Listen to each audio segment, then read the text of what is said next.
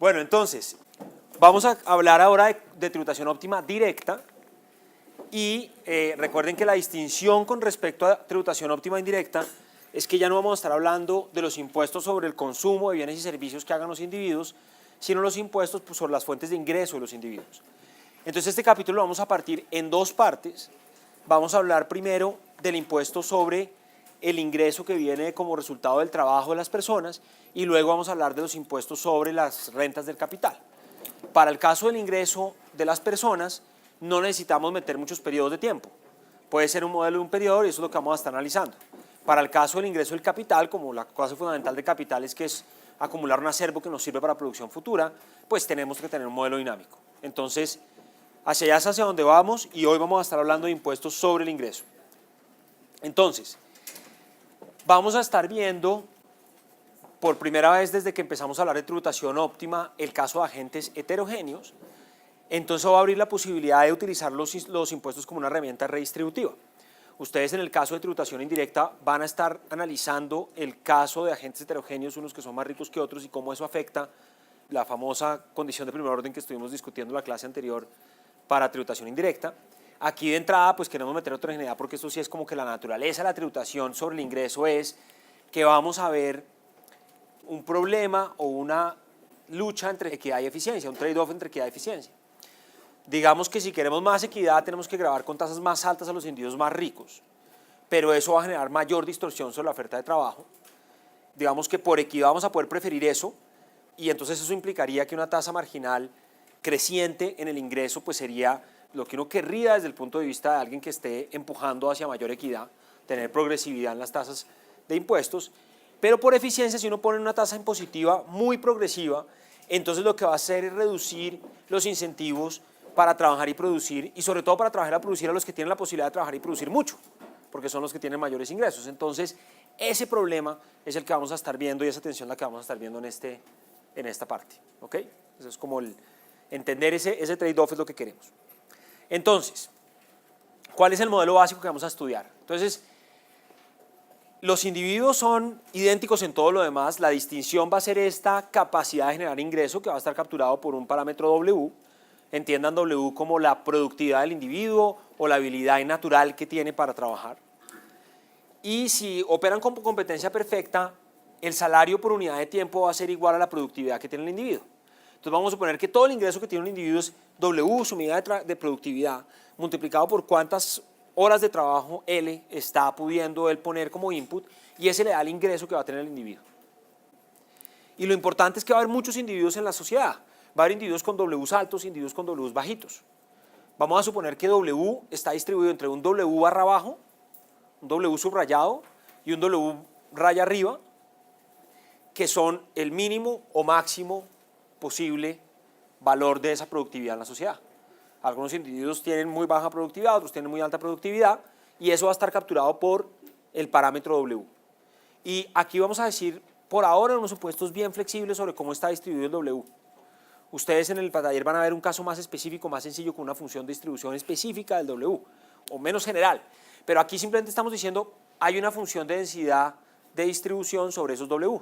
Entonces, para cada valor de W hay una proporción F minúscula de W de gente que tiene esa productividad. El 100% de la gente tiene que sumar, pues que tener alguna productividad. Luego, si yo acumulara esta función F acumulada mayúscula de la productividad que hay desde la productividad más baja hasta cierta productividad W, pues me está dando la proporción de gente que tiene productividad menor o igual a este valor W, y esta tiene es una función acumulada de distribución igual que todas. Si la evalúo en el W barra arriba, esa F es 1. He acumulado el 100% de la gente tiene igual o menos que la máxima productividad. O F evaluada en el W barra abajo, pues es 0, ¿cierto? No ha empezado a acumular personas. Y este F evaluado en un W arbitrario es la proporción de gente que tiene igual o menos que una productividad W. Entonces, simplemente alguna distribución arbitraria de productividades en la sociedad. ¿Ok?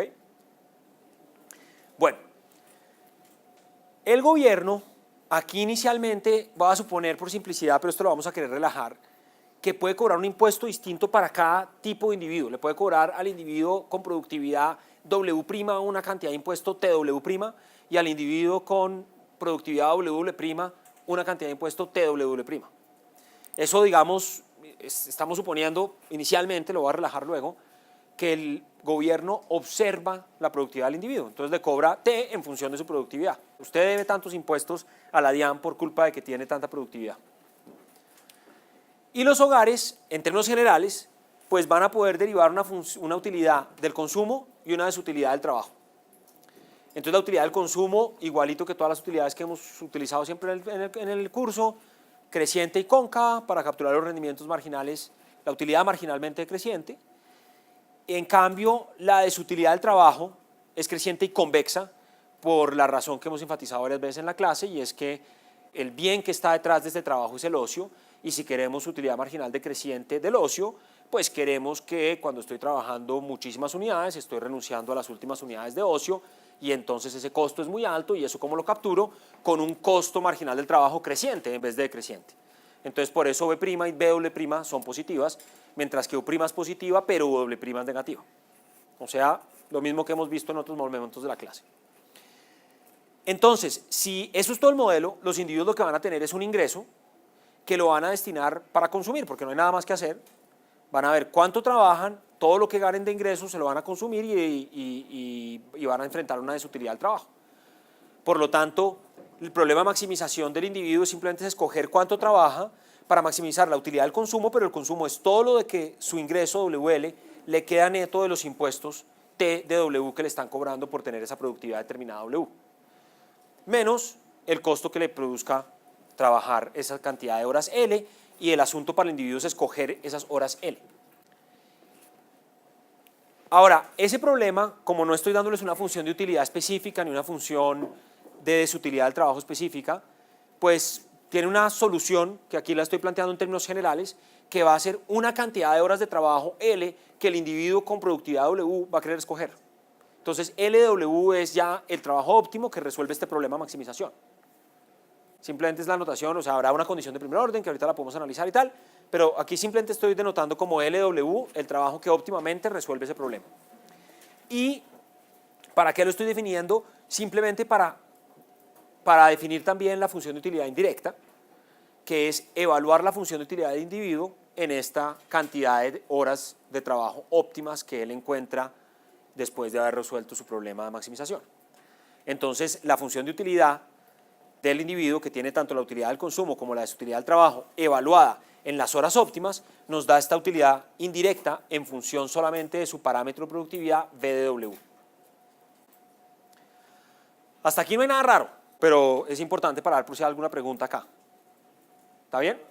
¿Sí? La productividad en la vida real, pues, o sea, es como algo muy loco en México. Es difícil, es difícil en la vida real medir la productividad, porque lo que uno normalmente observa es la combinación de horas de trabajo más productividad, y es el ingreso, digamos. Lo que normalmente uno observa es qué salario le pagan a la gente, cuánta plata ganó, y eso que incluso eso es difícil para las agencias de impuestos siempre verlo. Pero ya con ingreso salarial y con horas de trabajo, pues ya podría. Claro, cuando uno tiene bien esa información, sí, pero hay unos casos que son más obvios, unos casos que son menos obvios. Si uno piensa en el agregado de la economía, hay algunas personas para las cuales es relativamente obvio cuánto ingreso tienen, cuántas horas trabajaron, y por lo tanto la productividad, que si es que están siendo pagados con relación a su productividad, de ahí lo podríamos derivar. Pero una, la pregunta es si sí le paga a la gente en función de productividad o no, depende de cómo funcionan los mercados. Pero la otra es que ese cálculo que es obvio para alguna gente, para otra gente no es tan obvio. Seguramente para un asalariado es relativamente fácil. Yo puedo observar los ingresos relativamente fácil, puedo observar más o menos cuántas horas trabaja y puedo sacar su productividad. Pero para un trabajador independiente seguramente es mucho más complicado. Por un lado le queda más fácil posiblemente esconderle la plata a la DIAN o la Dirección de Impuestos en general, y por otro lado puede ser más difícil saber exactamente cuántas horas trabajó. Entonces, pues, dado eso, lo vamos a relajar más adelante, pero por ahora sí, estamos suponiendo que se observa el W, ¿no? Sí. La productividad está entre algún W barra abajo y un W barra arriba. Este es el, digamos, menos brillante de la sociedad, el W barra abajo, y este es el más brillante de la sociedad, el W barra arriba. Más brillante en productividad, digamos, en productividad en capacidad de generar ingresos. Porque hay gente brillante, pero que es inútil para generar ingresos, ¿cierto? ¿No? Digamos. Entonces, entiendan la acepción de brillante que estoy diciendo acá. Bueno, entonces, ¿cuál va a ser el problema del gobierno acá? Lo vamos a plantear de una forma un poquito más general que antes, precisamente para pensar en esos deseos de ponerle o no ponerle peso a las consideraciones de equidad del gobierno. Entonces vamos a decir que el gobierno lo que va a querer maximizar es la utilidad agregada de la sociedad, en donde tiene que sumar para todos los individuos, desde el que está en W barra al piso hasta que está el W barra arriba, todas sus funciones de utilidad, multiplicando por qué proporción hay para cada una de esas productividades de personas. Entonces aquí estoy sumando para todo el mundo, con una pequeña diferencia, que puse una función psi. Estoy haciendo psi de BW. Si yo tuviera a un maximizador bentamita, que es el que hemos encontrado hasta ahora siempre, no tendría psi porque sería simplemente BW. O en otras palabras, la función psi es la función lineal, psi de x igual a x. Pero aquí estoy planteando no. Supongamos que no tiene por qué ser una línea. Supongamos que no tiene un caso particular que es el que más hemos usado en el curso, psi de x igual a x, y por lo tanto esa función quedaría igual a BW sin el psi. Pero uno podrá pensar en casos más generales, en donde lo que está capturando psi es qué tanto peso le quiero dar a los diferentes individuos de la sociedad. Y uno podría pedir muchísimas diferentes funciones posibles. Aquí vamos a suponer unas cosas relativamente débiles que son, uno, que es positiva, es decir, que no importa en dónde evalúa psi dentro de su dominio, me va a dar un valor positivo. O sea, el gobierno quiere a todo el mundo, no hay nadie que le sea indiferente. Si digamos para algún valor psi evaluado en cierto B de cierto W fuese 0, querría decir, oiga, existe un tipo de individuos a quienes el gobierno no le para bolas, a quienes este planificador central benevolente no le interesa ser más feliz.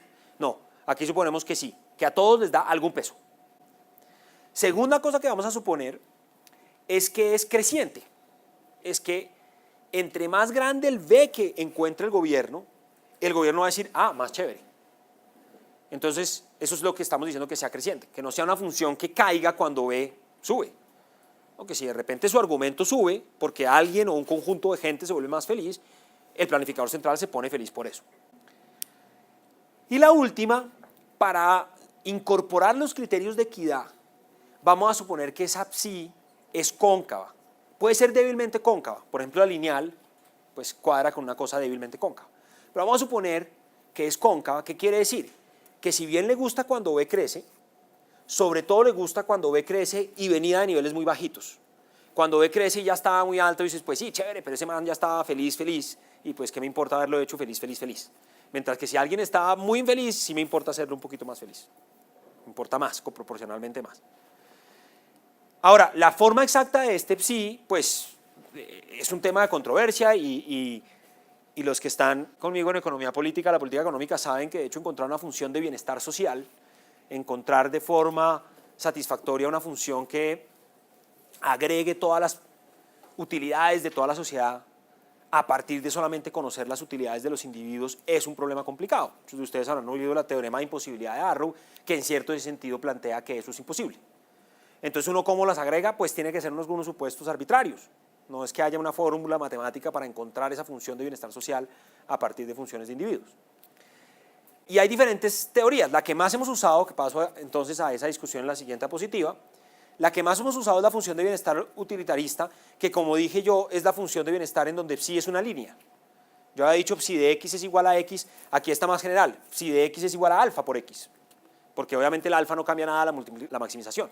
Entonces yo pondría a decir, bueno, si phi de b es igual a alfa por b, eso es lo mismo que maximizar para cualquier alfa, siempre y cuando alfa sea una constante me da lo mismo.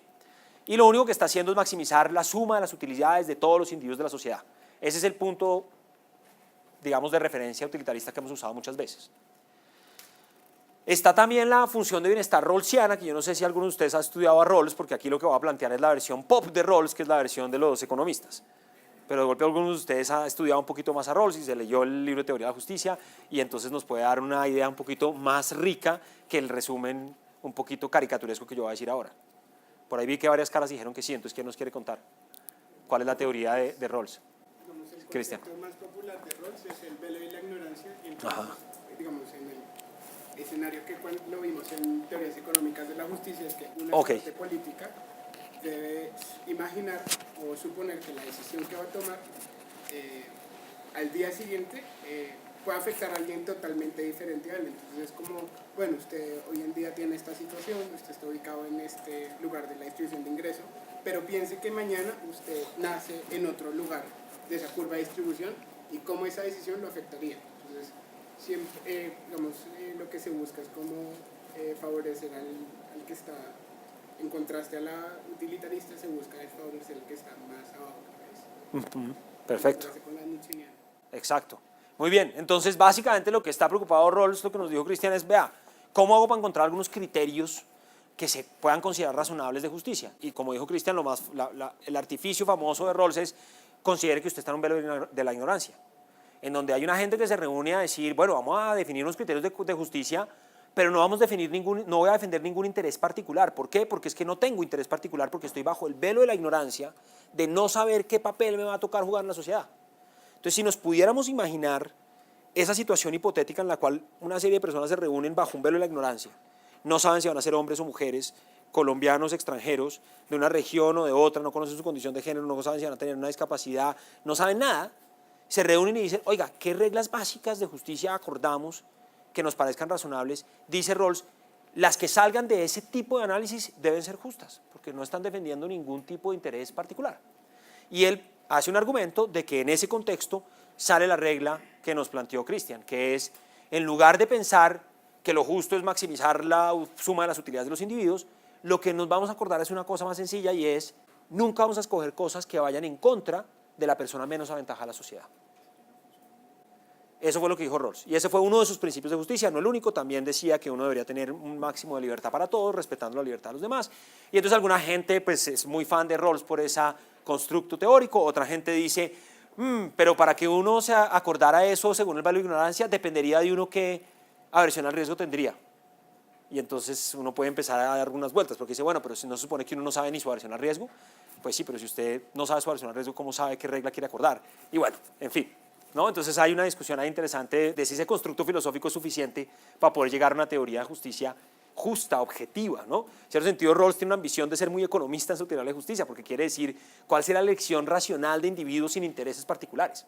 Pero bueno, entonces eso es un libro muy interesante y discute estas ideas que acabamos de resumir en 3 minutos, pero la versión caricatura de los economistas es, bueno, entonces lo que Rawls quiere hacer es maximizar la felicidad del más infeliz de la sociedad.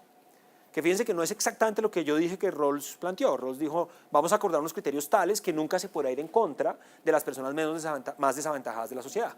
Los economistas dijeron, entonces lo que Rawls quiere es maximizar el mínimo de las felicidades. Que la persona que esté más infeliz, pues busquemos que esté lo más feliz posible. Esto es un criterio con fuerte consideración de equidad. Está precisamente, no le está importando mucho qué pasa en las colas de arriba de la distribución, está mirando a la cola, de hecho a la punta de abajo. Y está diciendo, maximizamos la felicidad de ese que está bien abajo. Y eso es lo que está diciendo acá esta notación. La psi va a ser positiva si estamos hablando del mínimo, de las utilidades, y para los demás es indiferente. No me importa la utilidad, ahí no ganamos. Solo ganamos si estamos haciendo más felices a los más infelices. Ahora, como les decía, eso no es exactamente lo que decía Rawls, pero es una forma de caricaturizar y también viola una cosa que vamos a suponer de aquí en adelante, y es que psi sea positiva, que esa función psi sea positiva. La función de Rawls no es positiva, es igual a 0 para todo el que sea distinto al mínimo. Y como les digo, esta no es que sea la función de Rawls, es lo que los economistas llamamos la función de Rawls, porque el problema de él es más complejo. Sí, Sara.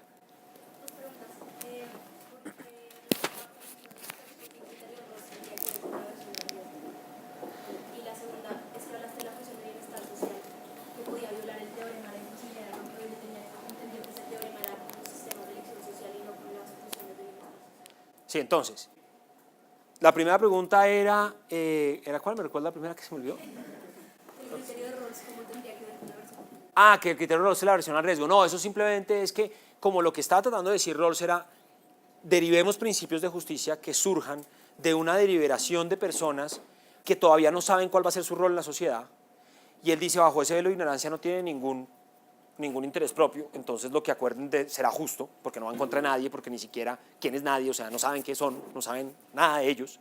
Entonces él dice eso, y entonces dice, de ahí uno derivaría, oiga, no, ¿qué tal que yo resulte ser la persona que está sobada? ¿Qué tal que yo resulte siendo indigente? Yo lo que sí voy a decir es que no me hagan nada que vaya en contra mío. Entonces es como esa regla que él deriva es una regla que implícitamente supone que la gente tiene cierta aversión al riesgo de decir, ¿qué tal que yo sea el que está en las más malas? Y entonces hay gente que dice, oiga, pero eso depende de la aversión al riesgo, que tengan esos individuos que están deliberando bajo el velo de ignorancia. Y entonces uno dice, pero no es que están en velo de ignorancia, entonces ¿cómo van a conocer su aversión al riesgo? Entonces ahí lo único que estaba diciendo es que el problema es complicado. O sea, el artificio de Rawls es interesante, pero también, ¿cómo hacemos para pensar en ese ejercicio si simplemente las cosas que me hacen pensar de una manera u otra, pues ya significan individualizar a alguien? Entonces el problema es complicado. ¿Sí?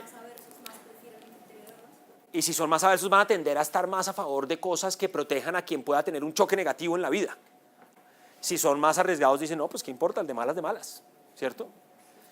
Y lo otro que dijiste, lo que otro que preguntaste con el teorema de imposibilidad de Arrow es correcto. Digamos, el esfuerzo de Arrow es tratar de mirar si nosotros a partir de una serie de utilidades individuales bien comportadas podemos derivar imponiendo unos criterios básicos que sean razonables, que cumpla una función agregada de todas esas funciones individuales, podemos derivar esa función agregada. Y en cierto sentido lo que concluye Rawls es, no, para una función agregada que cumpla ciertos criterios razonables, el problema es imposible. Eso, digamos, es en palabras muy cortas, pero claro, para hablar de eso me desviaría bastante el tema, entonces tal vez déjame no me desviarme más y si quieren luego hablamos más a fondo del teorema de imposibilidad de Arrow, eso era un comentario al margen. Bueno, entonces, el problema del gobierno va a ser maximizar esta función de utilidad escogiendo una función de impuestos. Fíjense que es una función entera. Tengo que escoger para cada W qué impuesto le va a cobrar al individuo que tiene ese nivel de productividad W. Tengo que maximizar esa función de utilidad social sujeto a que tengo que recaudar una plata. Todo el recaudo de cada impuesto que le cobro a cada persona al W, multiplicando por cuántas personas de ese W hay, debe sumar el recaudo exógeno que tengo que conseguir. Entonces, en términos generales, este sería el problema de tributación óptima, que es el de siempre, maximizar la función objetivo, que es la felicidad de la ciudadanía, en este caso ponderada por cómo queremos valorar cada una de esas felicidades, sujeto al comportamiento óptimo de los individuos, pero ya lo tenemos metido aquí en la función de utilidad indirecta, y sujeto a la restricción del gobierno.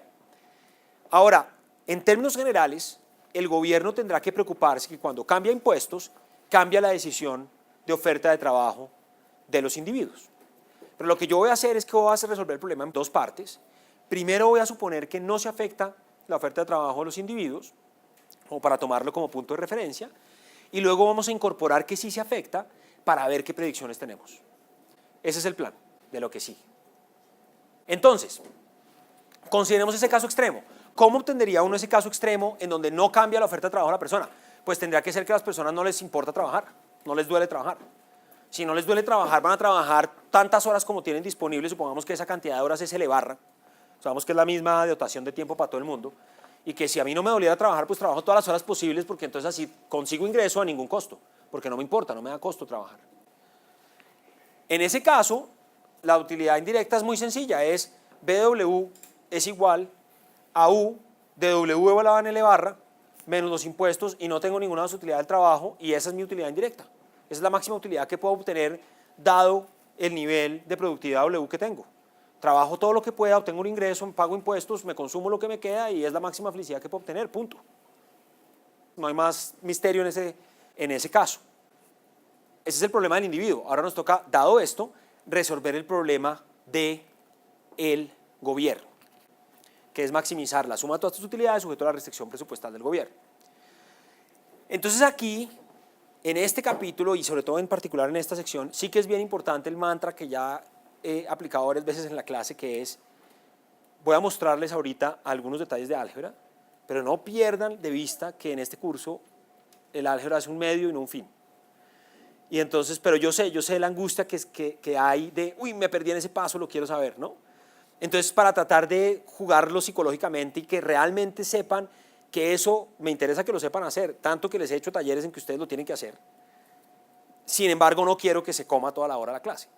Entonces, para hacerles un truco para que se preocupen un poquito menos por eso y no estén preocupados por copiar todo, porque qué tal que yo me pierda en ese paso, sino más bien por entender, aunque no sepan cada paso exactamente, les voy a mostrar algunos de los detalles de álgebra en esta clase en un apéndice.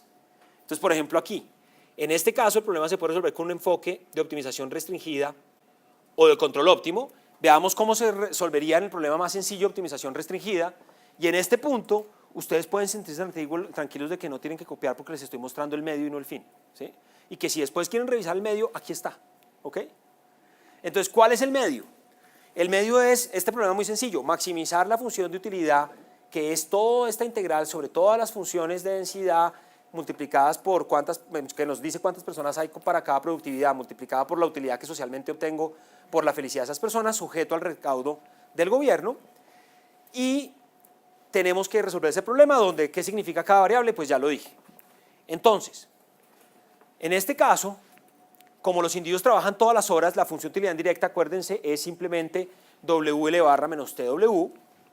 Por lo tanto, si sustituimos esto en la función objetivo, nos queda este problema que lo puedo plantear como un problema de un lagrangiano, mi función objetivo más multiplicador de Lagrange multiplicado por la restricción. Esa es la forma más fácil de hacerlo. También se puede transformar el problema en un problema de control óptimo, cosa que no voy a hacer para este problema en particular, porque eso es como utilizar un taladro para clavar una puntillita, pero después sí lo vamos a hacer porque nos va a servir para otro tipo de problemas. Entonces, para el que quiera ver la versión de control óptimo de este problema, también está en el apéndice, pero no la voy a cubrir acá. Entonces, mu, como siempre, es el costo en términos de utilidad de la sociedad, porque es lo que está en la función objetivo, de tener que recaudar más plata para el gobierno, porque esa es nuestra restricción. O sea, es ese precio sombra que significa eso. Y si ustedes ven este problema del gobierno y encuentran las condiciones de primer orden, escogiendo lo que tiene que escoger el gobierno, que es que esta función TW, y hay una cantidad de Ws, hay un continuo de Ws desde W barra al bajo a W barra arriba. Encuentren la condición de primer orden para un TW particular. Y lo que vamos a tener de la función objetiva que teníamos, el psi, la derivada evaluada en su argumento multiplicada por la derivada interna que por regla de la cadena sale un negativo que está acompañando aquí el TW, que es el que está aquí antecediendo toda la expresión, y teníamos un FW porque es la cantidad de personas que hay en ese grupo. Y luego en la restricción tenemos mu y T de W en que estaba, básicamente estaba en la suma de todos esos impuestos y para cada impuesto TW hay FW personas que lo van a pagar. De ahí sale el FW. Y eso se debe igualar a 0 para todo W.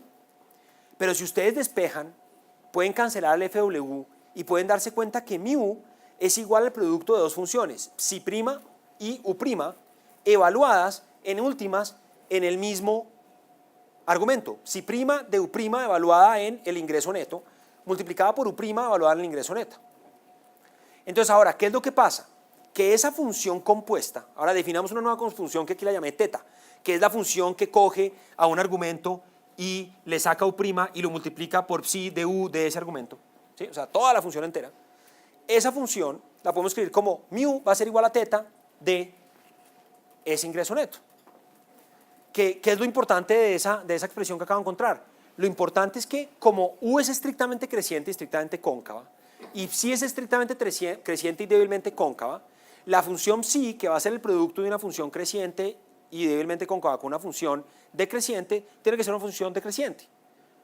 Estoy antecediendo una función que va cayendo por una cosa que es positiva, y entonces la función va a ser estrictamente decreciente, y lo único que importa para eso es que simplemente se convenzan de que como tengo una función evaluada un argumento es igual a una constante, mu es una constante, es el costo marginal de los recursos públicos y simplemente el multiplicador de Lagrange, lo que esto nos está diciendo es que el argumento tiene que ser también una constante. Y el argumento, si el argumento es una constante, ¿qué quiere decir? Entonces ahora sí pensemos en la economía. Si el argumento es una constante, bueno, aquí está la versión de control óptimo, que como les digo es aplicar todo un martillo, entonces ignórenlo, todo un taladro. Pero lo que encontramos, volviendo ahora sí a las positividades básicas, es que al ser esto igual a una constante, entonces el argumento tiene que ser constante. ¿Qué quiere decir que el argumento sea constante? Aquí no voy a adelantar la diapositiva porque da toda la respuesta. El ingreso. Exacto, el ingreso neto de impuestos es igualito para todo el mundo. O sea, lo que el gobierno debe hacer en este caso particular donde el trabajo no está afectado es hacer que todos los individuos acaben después de impuestos con el mismo ingreso, equidad total. ¿Por qué? Porque todos trabajan todo y entonces Nadie, sí, pero ¿y eso qué implica? O sea, ¿por qué eso le permite irse hasta la equidad total? No afecta las decisiones, no hay trade-off entre eficiencia y equidad. Puedo lograr máximo de equidad sin sacrificar nada de la eficiencia, porque los impuestos no están distorsionando nada, porque no están cambiando la decisión de trabajo. Entonces, si yo estoy en algo preocupado por la equidad, que viene de que ese psi' sea una función al menos débilmente decreciente, ¿cierto? Que tengamos una función psi al menos débilmente cóncava, entonces quiere decir, oiga, pues si no voy a pagar ningún costo en eficiencia por igualar los ingresos después de impuestos de las personas, pues igualémoslos. Y entonces en este caso extremo, pues vamos a lograr tener una sociedad totalmente equitativa después de impuestos sin tener ningún costo de eficiencia. Sí. Pero ese resultado no llevaría a que las personas que son más eficientes como que tengan incentivos a dejar de esforzarse tanto. Claro, no, ese resultado no es realista porque si nosotros aplicáramos esto, ¿cómo lo aplicamos? Cobrándole más impuestos a los que son más productivos y que van a tener más salario y dándoselos a los menos productivos. Pero como está diciendo bien Andrés, bueno, pero uno creería que si uno hace eso a las personas más productivas no les va a parecer tan chévere trabajar porque trabajan y les quitan la plata. Claro, pero es que aquí no pasa esto. En este modelo no pasa eso. En este modelo los tipos siguen trabajando full. Entonces no importa, se los puedo quitar sin ningún costo de eficiencia. Pero como usted bien dice, este es apenas un punto de referencia que no es realista. Hacia donde vamos a ir ahora es precisamente incorporar que cuando a mí me cobran más impuestos por mi trabajo, pues me desincentivan a trabajar. Y entonces ahí sí surge un trade-off eficiencia-equidad, que es el que vamos a estudiar ahora. Sí, Santiago. ¿Esos impuestos se incluirían subsidios? O sea, como lo que se quiere es equidad, de pronto no todo es quitarle, sino subsidiar. Claro, buen punto. Esta función TW, no hemos dicho cómo está definida, pero podría implicar que en algunos casos es quitarle plata a la gente, pero en otros casos es darle. Entonces, muy buen punto. Este TW es, digamos, la función general de redistribución. A la gente con Ws muy altos les voy a quitar, pero también puede implicar que si con eso no basta para lograr la equidad del todo, pues lo que tengo que hacer es a las personas de W más bajito, el TW va a ser negativo, les voy a entregar. Y lo que aquí de hecho hacemos es exactamente eso, es fijar una mezcla de TWs en donde le doy a los más pobres, le quito a los más ricos, para que acabemos con equidad total. Pero como ustedes bien lo notaron, eso funciona en el modelo, pero difícil que funcione en la realidad porque si cobro más impuestos, la gente pues no le va a gustar trabajar tanto y entonces va a haber un costo de eficiencia y va a tener la difícil decisión equidad-eficiencia. ¿Y cómo resolvemos ese trade-off equidad-eficiencia? Es lo que vamos a ver ahora. La otra cosa que vamos a hacer ahora con un poquito más de cuidado es que no solamente para reducir los pagos de impuestos los individuos van a tener incentivos a trabajar menos, sino que vamos a suponer que el gobierno no es que observe W directamente, como estábamos discutiendo antes a raíz de una pregunta. El gobierno seguramente lo que observa es W por L, en el mejor de los casos. Observa cuánto ganó la persona, pero no necesariamente sabe cuánto W tiene la persona, sabe la combinación de las dos, que producen un nivel de ingreso y sobre eso les va a cobrar algo. Entonces, de aquí en adelante, cuando yo hable de TW, realmente vamos a estar pensando que es un T en función del ingreso que hizo la persona que tiene cierto W, donde ese ingreso que hizo la persona que tiene cierto W es el producto de W por su L óptimo de W. Entonces, ahora vamos a complejizar el modelo en que sí va a haber distorsiones por el trabajo, número uno, y número dos, cuando pensemos en los impuestos, voy a seguir pensando que es el impuesto que le corresponde a la persona con productividad W, pero no tanto porque yo observe la productividad W, sino porque esa productividad W produce una cantidad de horas de trabajo óptimas que produce un cierto nivel de ingreso y a ese nivel de ingreso yo le estoy cobrando cierto impuesto. ¿Sí? Bien. Ese modelo se puede poner más feo. Entonces, como ese modelo se puede poner más feo, lo vamos a simplificar en una dimensión, y es que vamos a suponer que la utilidad del consumo es lineal. Por lo tanto, la utilidad completa de consumo menos el costo del ocio es cuasi lineal, porque tiene un pedazo lineal. Ustedes recordarán, esto lo dijimos en algún momento de la clase a raíz de otra utilidad cuasi lineal que utilicé, que esas utilidades cuasi lineales tienen una característica particular, y es que tienen unas curvas de indiferencia tales que cuando yo hago isocuantas, pues hago esas curvas de indiferencia aumentando las posibilidades de consumo de una persona, pero manteniendo la relación de precios constante, lo que va pasando es que la persona se va escogiendo más de un bien, pero mantiene constante el consumo del otro. Y eso es lo que vamos a estar suponiendo, eso es lo que implícitamente nos va a estar pasando acá. Entonces, eso nos va a simplificar un poquito el análisis, pero también algunas de las predicciones que sacamos van a ser consecuencia de este caso especial. Por lo tanto, cuando esas predicciones lleguen, yo las voy a resaltar para que ustedes se den cuenta, este resultado puede no ser tan general. Entonces, chévere haber utilizado este caso sencillo porque nos simplifica la vida, que como ustedes van a ver no es que sea trivial resolver el problema, pero tener atentos qué tipo de cosas pueden ser distintas en un caso diferente. Sí. Es que me confundí en una cosita. O sea, aquí lo que estamos diciendo es que frente a cambios en el salario siempre va a estar aumentando la oferta laboral. Claro, cuando el individuo se va volviendo más rico, si cambia la remuneración al trabajo, entonces va a aumentar la oferta laboral, pero el consumo se va a quedar quieto. Eso no sea como un efecto de sustitución. Claro, es un caso muy particular en los cuales se matan muchos de esos efectos, que va a ir cambiando solamente y decide quedarse clavado en solamente un consumo. Un ejercicio útil para que ustedes se convenzan de eso es resuelvan un problema en el cual uno está maximizando la utilidad con respecto a dos bienes y el consumo en uno de los bienes es cuasi lineal y hagan el coso y van a ver exactamente por qué, cuál es la relación marginal de sustitución igualada a los precios y cómo un consumo de uno de los bienes solamente va a ir cambiando en la medida en que cambian los precios relativos, pero si usted solamente se vuelve más rico, lo único que hace es que consume más, pero no cambia la relación. Bueno, el problema de los hogares con productividad W va a ser el que teníamos planteado antes, W por L menos los impuestos que me van a cobrar por todo ese ingreso que yo produzco W por L, menos la desutilidad del trabajo. Este primer pedazo es el consumo, C, W por L menos TW. La única diferencia con lo que teníamos antes es que antes esto estaba evaluado en un U, pero que ahora el U es lineal. Bueno, entonces, si ese es el problema de los hogares con productividad W, ahora lo que nos interesa realmente es definir la utilidad indirecta y resolver el problema del gobierno, de tributación óptima, etc. Entonces, primero tenemos que encontrar cuál es el LW óptimo. Y aquí hay una cosa para tener en cuenta, realmente simplemente lo estoy haciendo por mantener el rigor, pero en buena parte del análisis nos vamos a concentrar en el caso en el cual la cantidad de trabajo que yo escojo es positiva, estoy en una solución interior. Pero en términos generales, uno tiene que decir, bueno, yo podría decidir que no quiero trabajar nada. Porque es que en este caso trabajar nada y tener cero utilidad no es un problema. Cuando uno tiene una U con unas condiciones de nada, trabajar nada no es una posibilidad porque la utilidad marginal de una primera unidad de ingreso para poder conseguir consumo es infinita. Pero aquí no, aquí es fija. La utilidad del consumo es lineal, es 1. Entonces podría incluso, pues al menos teóricamente, darse la posibilidad de un trabajo en cero.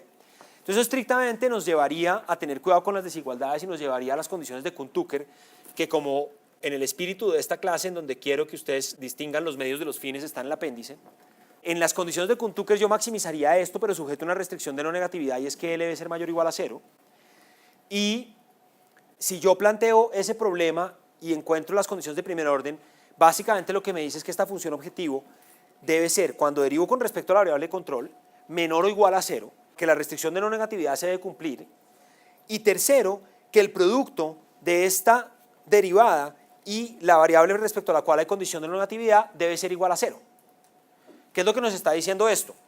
Pues la primera línea sería, si se da la igualdad de 0, es el caso de una solución interior. Estoy subiendo L hasta el punto en el cual el costo marginal igual al beneficio marginal y eso se da en un L interior. ¿Por qué puede ser menor que 0? Porque podría ser que la primera unidad de trabajo tenga más costos marginales que beneficios marginales. Entonces lo que gano, que es W, es menor que lo que pierdo, que me toca pagar más impuestos y que me toca sufrir por trabajar. Si eso llega a pasar en la primera unidad de trabajo, ¿usted qué hace? No trabaja.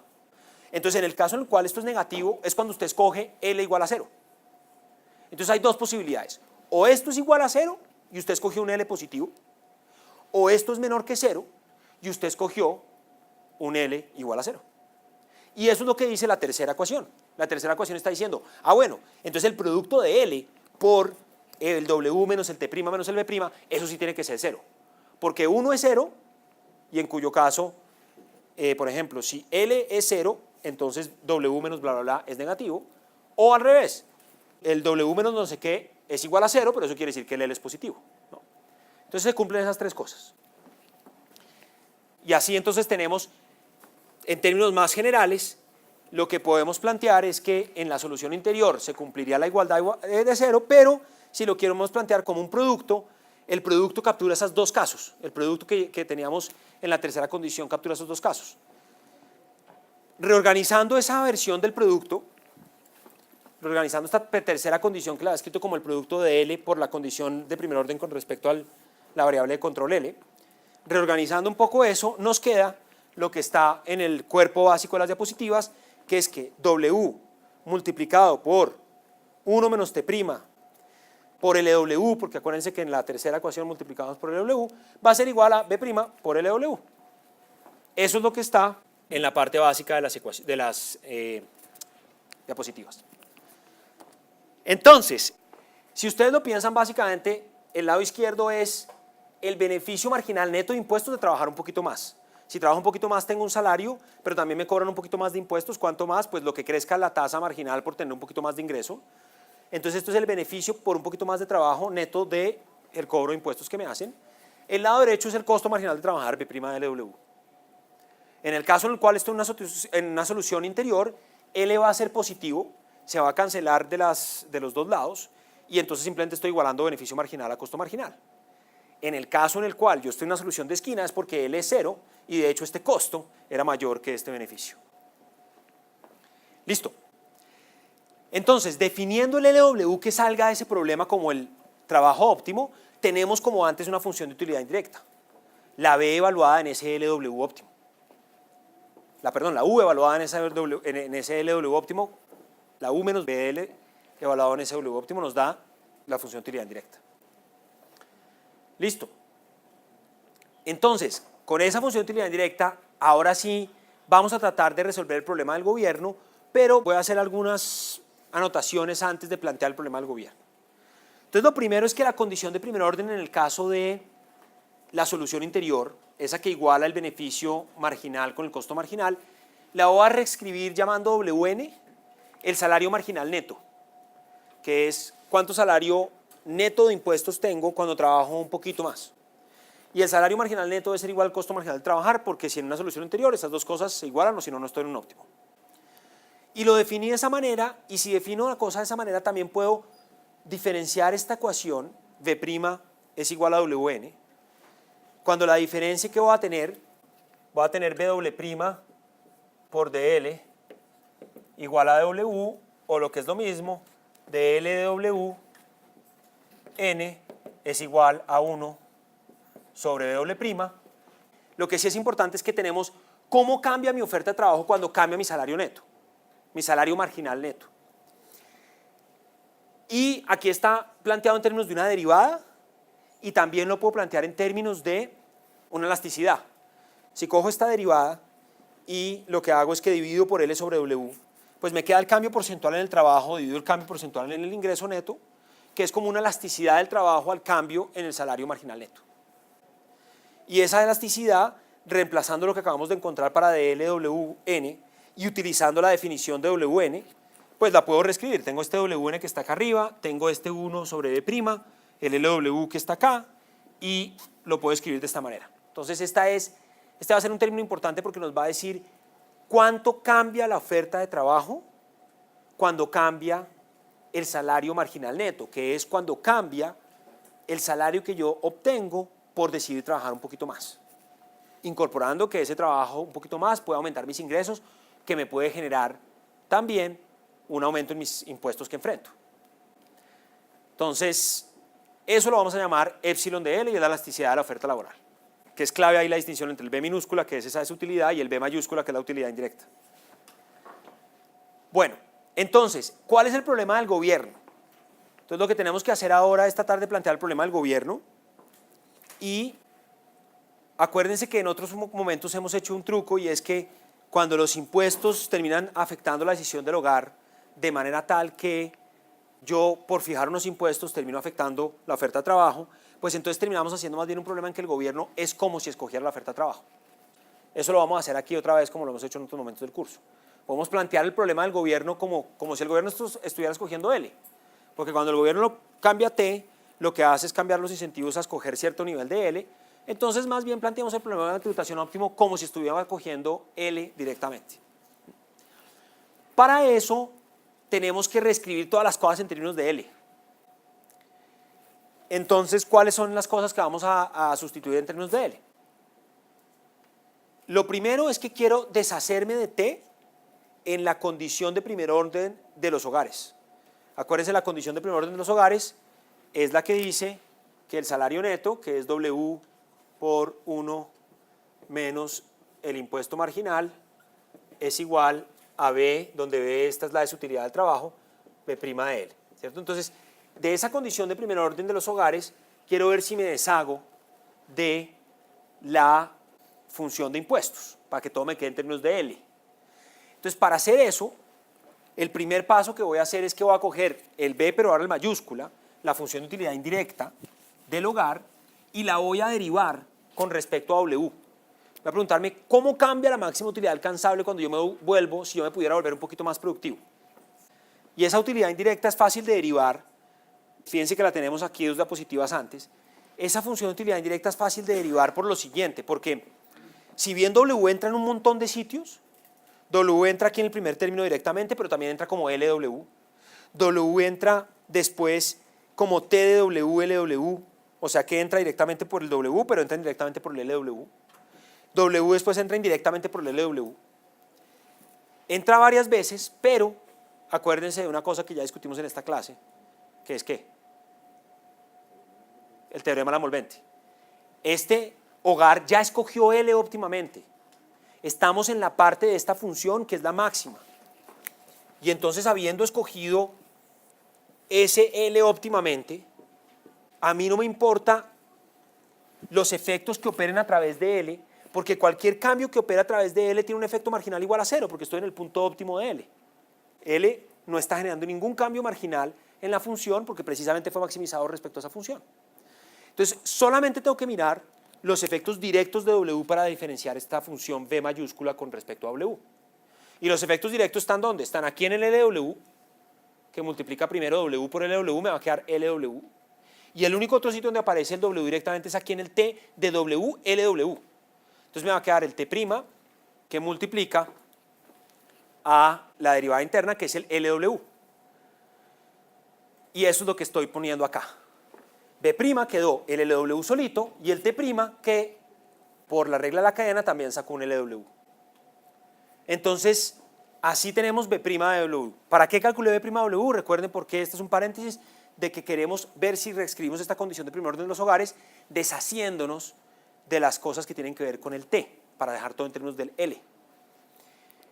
Y lo que voy a hacer es que esta función que acabamos de encontrar de cómo se comporta B', la voy a sustituir acá. ¿Por qué me va a servir para sustituir aquí? Porque ya tengo allí una expresión para T'. Aquí puedo expresar T' en función más bien de B' y de L's. Entonces tengo una condición de primer orden que tenía metido un T' del hogar, pero ahora tengo otra expresión para T' que solamente está en función de otras cosas, de los L's y de los B's y no sé qué. Entonces combino esas dos para llegar a la siguiente expresión, que es que B'W va a quedar expresada como esto, viene de combinar esta ecuación con esta ecuación. ¿Sí? Ese es el primer paso para que las cosas queden en términos de L en vez de T. Ahora, ¿en dónde más va a aparecer T en el problema del gobierno? El otro sitio donde aparece T en el problema del gobierno es obvio, es en la restricción del gobierno. La sumatoria de todos los impuestos que recaudan debe ser iguales a R. Entonces, ya encontré una función para T' que me sirvió para que la condición de primer orden del hogar quedara expresada solo en términos de los L's, pero ahora necesito la restricción del gobierno también dejarla expresada en términos de cosas distintas al T. Entonces, ¿qué hago? Pues no tengo que derivar, porque no necesito T', sino necesito solamente T a secas. ¿De dónde saco T a secas? Del mismo sitio donde saqué T', que fue la utilidad indirecta. La utilidad indirecta, despejando para T a secas, no T', me dice que T es igual a W por LW menos B LW minúscula menos V mayúscula de W. Simplemente despejé el T de la función de utilidad indirecta. Y entonces, teniendo el T, lo sustituyo acá en la restricción del gobierno y ya tengo el problema del gobierno con suficientes elementos para que el T no aparezca. Hay una vaina, es que esto solo se pone bueno al final, entonces estas clases de tributación tienen esa característica que es como un mal plato fuerte y solo un buen postre. Entonces, aguántase para el postre porque al final, como en el otro modelo donde saqueamos al final una condición de primer orden de la cual exprimíamos un montón de intuición económica, aquí va a pasar lo mismo. Sí. Pero acá el gobierno escoge W para cada agente. T, impuesto para cada agente. Un impuesto para cada agente que es como si escogiera a cada agente y le dijera, usted va a trabajar tanto. Entonces sí, pues todo esto para decir que el problema del gobierno es lo siguiente: maximizar la felicidad de todo el mundo. Con esa función psi que ahora pondera. ¿Sujeto a qué? A que la gente tiene que estar maximizando, tiene que estar tomando las decisiones óptimas. Eso ya está incorporado aquí a través del BW. Y estoy escogiendo como si escogiera trabajo, pero yo explícitamente, además de que está aquí en el BW, metí mi nueva manera de describir la condición de primer orden de los hogares, que es esta que acabamos de derivar, que no depende de los test. Y además, la restricción del gobierno, que la restricción del gobierno, en términos de cosas distintas a los test, es la de la parte baja que habíamos tenido en la parte anterior de la diapositiva.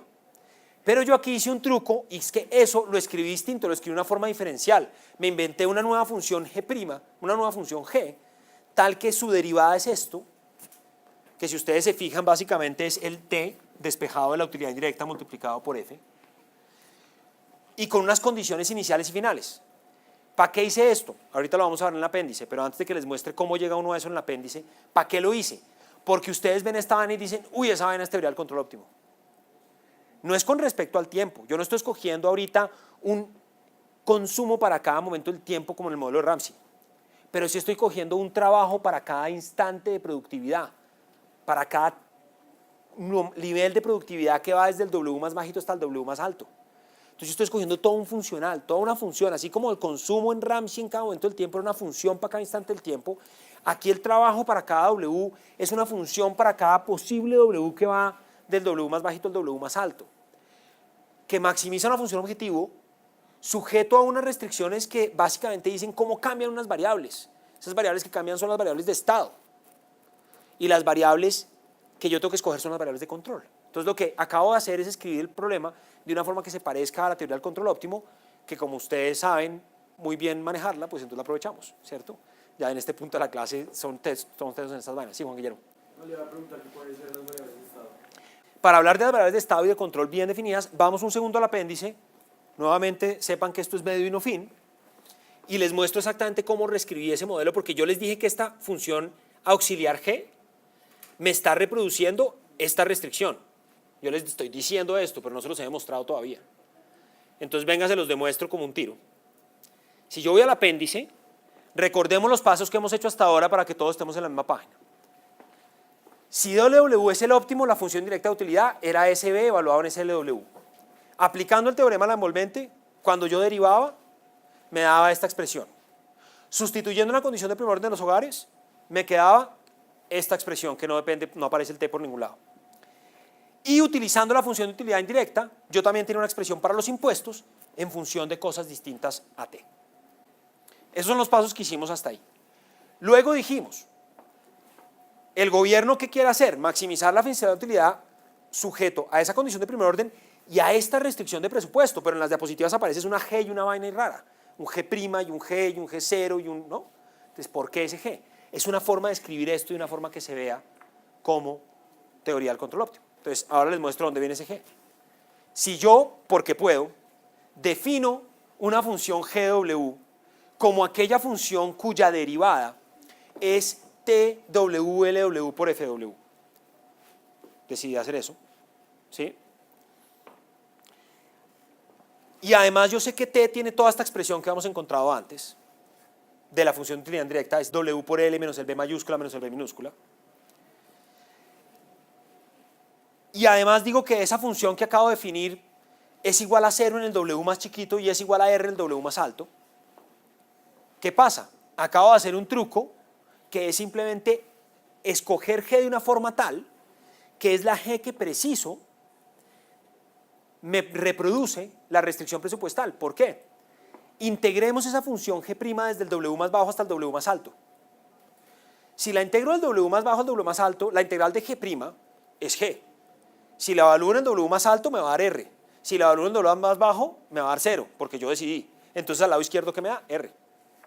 Y en el lado derecho, ¿qué me da? La integral de W está más bajo hasta el W más alto del T, es decir, me da la restricción del gobierno. Entonces yo lo que hice fue simplemente reescribir la restricción del gobierno, que es una integral, de una manera tal que estoy diciendo, bueno, pues una integral es sumar una cantidad de cambios. ¿Cómo tengo que definir esa función de cambios? De tal manera que yo tenga ahora no una función integral, sino una función de cambios, y el problema quede como un problema de tributación, de control óptimo. Eso fue todo lo que hice. Bien, entonces ahí sí ya llegamos al problema que tenía yo en la parte básica de las diapositivas. El problema del gobierno era maximizar esta felicidad sujeto a esta condición de primer orden reescrita y sujeto a este G' y sujeto a estas condiciones iniciales y terminales. Entonces ahí sí la pregunta de Juan Guillermo, ¿cuál es la variable de control? La variable de control es el trabajo que le voy a decir a cada persona que haga si tiene una productividad W. Obviamente lo que tenemos que pensar es que en el fondo lo que el gobierno está escogiendo es un impuesto que produce un trabajo, pero lo reescribimos de esa manera. Esa es la de control. ¿Y cuáles son las de estado? Pues las dos cosas que tengo ecuaciones que me describen cómo van cambiando. ¿Qué va cambiando? Va cambiando la utilidad indirecta de los individuos a esta tasa, B'W igual a B chiquita prima L, bla, bla, bla. Y que otro más va cambiando un G' que simplemente es una variable auxiliar nueva que metí para poder reproducir la restricción del gobierno. Y ya tenemos el problema planteado de la forma de un problema de control óptimo que para ustedes es rutina resolverlo, ¿sí? Sería el recaudo a la larga como tal esa variable de estado. Claro, esa variable de estado que yo planteé es una variable que en última se está capturando una cosa que tiene que ver con el recaudo para poder escribir toda la restricción presupuestal en términos de una variable que cambia y entonces poder aplicar las técnicas de teoría del control óptimo. Entonces es un truco útil, pero también más en general. Listo. Entonces, así les mostré de dónde viene este problema. El hamiltoniano asociado al problema, pues ese, aquí ya estoy quitando tantos argumentos porque si no se nos vuelve larguísimo, ¿no? Entonces, es la función objetivo, que es psi de B, que B está evaluado en W, ¿cierto? Por F, que está evaluado en W. Entonces, aquí estoy quitando todos los argumentos de las funciones porque si no me quedaría un chorrero muy largo. Pero aquí solamente estoy escribiendo la función objetivo, un primer multiplicador, variable de coestado en el problema de hamiltoniano, mu, que multiplica a lo que viene en la restricción del gobierno. No casualmente le llamé mu porque mu siempre le llamamos al costo marginal de los recursos públicos y esta es la restricción del gobierno, más eta que multiplica la otra restricción que es la restricción que me dice cómo va cambiando la máxima felicidad de los individuos. Entonces ese eta tiene que ver con la máxima felicidad de los individuos. ¿Qué resultados claves tiene esto? Pues vamos a poder encontrar la condición de primer orden para la variable de control, las condiciones de primer orden para la variable de estado, que en este caso son más de una, y manipularlas. Y los resultados claves que surgen de ahí son los que están resumidos en esta diapositiva. ¿Cómo se llega a estos resultados? Medio y no fin, apéndice. Entonces vamos, les muestro cómo se llega, para que vean que esto no viene de que no me lo estoy sacando del sombrero. Pero si me están haciendo caso hoy, relájense con que esto, pues hay que saber hacerlo si uno se sienta juicioso, pero no hay que saber hacerlo ya. Bueno, entonces, el hamiltoniano ya con todos los argumentos está ahí. Condición de primer orden con respecto a la variable de control, deriva igual a 0. Listo. Derivo con respecto a L igual a 0 y es lo que estoy haciendo en la primera línea. Condición de primer orden con respecto a la variable de estado. Una variable de estado era G. Pues resulta que G, como me la inventé, no estaba en ningún lado. Entonces me quedó 0 igual a menos mu prima. Listo, facilísima esa condición de primer orden. Condición de primer orden con respecto a la otra variable de estado, V. Derivo con respecto a CB, ese sí aparecía, acuérdense que esa función de utilidad indirecta sí aparecía en los términos, en cuáles aquí está en la derivada. Y eso es igual al negativo del cambio de la variable de coestado asociada a esa restricción, negativo eta prima, ¿cierto? Lo que antes en el modelo de Ramsey donde derivamos con respecto a tiempos era eta puntos, pero aquí no es con respecto a tiempos, sino con respecto a cambios en la productividad. Antes teníamos un tiempo que iba a ser infinito, ahora tenemos una productividad que va de W barra bajito a W barra alto. Y finalmente las últimas dos que son, pues, son las triviales que me reproducen las restricciones, ¿no? Las últimas dos casi que podríamos decir, y se tienen que cumplir las restricciones. Entonces, de la condición para G, inmediatamente uno se da cuenta, entonces el mío es constante. Entonces ese costo marginal de los recursos públicos es constante en este caso también. Bueno, primer resultado importante. Pero si ese mío es constante, yo lo sustituyo en la condición de primer orden asociada a la variable de estado, función de utilidad indirecta, que es esta de acá, y entonces voy a poder reemplazar acá por este mu, que es una constante, y tengo la expresión para eta prima que les tengo acá, que es simplemente eta prima en función de un mu constante menos el psi prima por FW. Esos son dos resultados que estaban listados como unos resultados claves en la diapositiva principal. ¿Qué otra cosa hay que tener en cuenta? Condición de transversalidad. La condición de transversalidad acá va a ser, vamos a tener dos, porque tenemos un límite inferior W barra abajo y tenemos un límite superior W barra arriba. Y la condición de transversalidad lo que está diciendo acá es que VW por eta es igual a 0 tanto en el W barra abajo como en el W barra arriba. Intuitivamente, como muchas de las condiciones de transversalidad, normalmente la variable de costado es un precio sombra, la variable de estado normalmente es algo parecido a un activo, ¿cierto? O a veces puede ser un pasivo, pero las condiciones de transversalidad nos están diciendo que usted no va a guardar nada de eso que sea valioso en los límites. Eso es más o menos lo que nos está diciendo acá otra vez. No va a guardar nada que tenga valor positivo en los límites. Entonces, suponiendo que usted realmente tiene valor positivo esas dos cosas, que esto no se puede satisfacer con BW barra alta o barra baja igual a 0, que sería ¿qué? Sería que yo no le diera ninguna utilidad ni al más infeliz ni al más feliz. No le diera ninguna utilidad al menos productivo ni al más productivo. Suponiendo que no, sí les voy a dar eso, pues eso implica que los zetas van a ser 0 en los límites. Entonces de aquí en adelante vamos a suponer que esos zetas en W barra abajo y en W barra arriba son 0 en los límites. Y finalmente, la condición de optimalidad asociada a BW, que es esta que sustituimos acá, la podemos integrar. La vamos a integrar para una función que va a ser útil para nosotros, que es el último paso que estoy haciendo acá, es S eta prima W integrando a ambos lados esa ecuación, me va a quedar, pues la integral de eta prima pues es eta. Entonces me va a quedar al lado izquierdo eta evaluado en el W de arriba y eta evaluado en el W de abajo, pero ya dijimos que eso es 0. Cada uno son 0, los dos son 0. Y al lado derecho, ¿qué me quedó? Al lado derecho me quedó toda una integral que va a ser mu, pero que es una constante, la puedo sacar de la integral, multiplicado por f, que es una función de densidad que si la integro sobre todo su espacio va a ser 1, ¿cierto? Una función de densidad integrada toda pues tiene que sumar 1. Es la función acumulada evaluada en su máximo, digamos, si queremos verlo de esa manera. Entonces aquí va a dar un 1, menos la integral de una cosa que va a ser muy importante cuando lleguemos a la interpretación. ¿La integral de qué? La integral de las utilidades marginales para la sociedad de todos los individuos de diferentes productividades. ¿Cuánto más feliz soy cuando tengo un poquito más de utilidad para cada uno de todos los individuos de las diferentes productividades?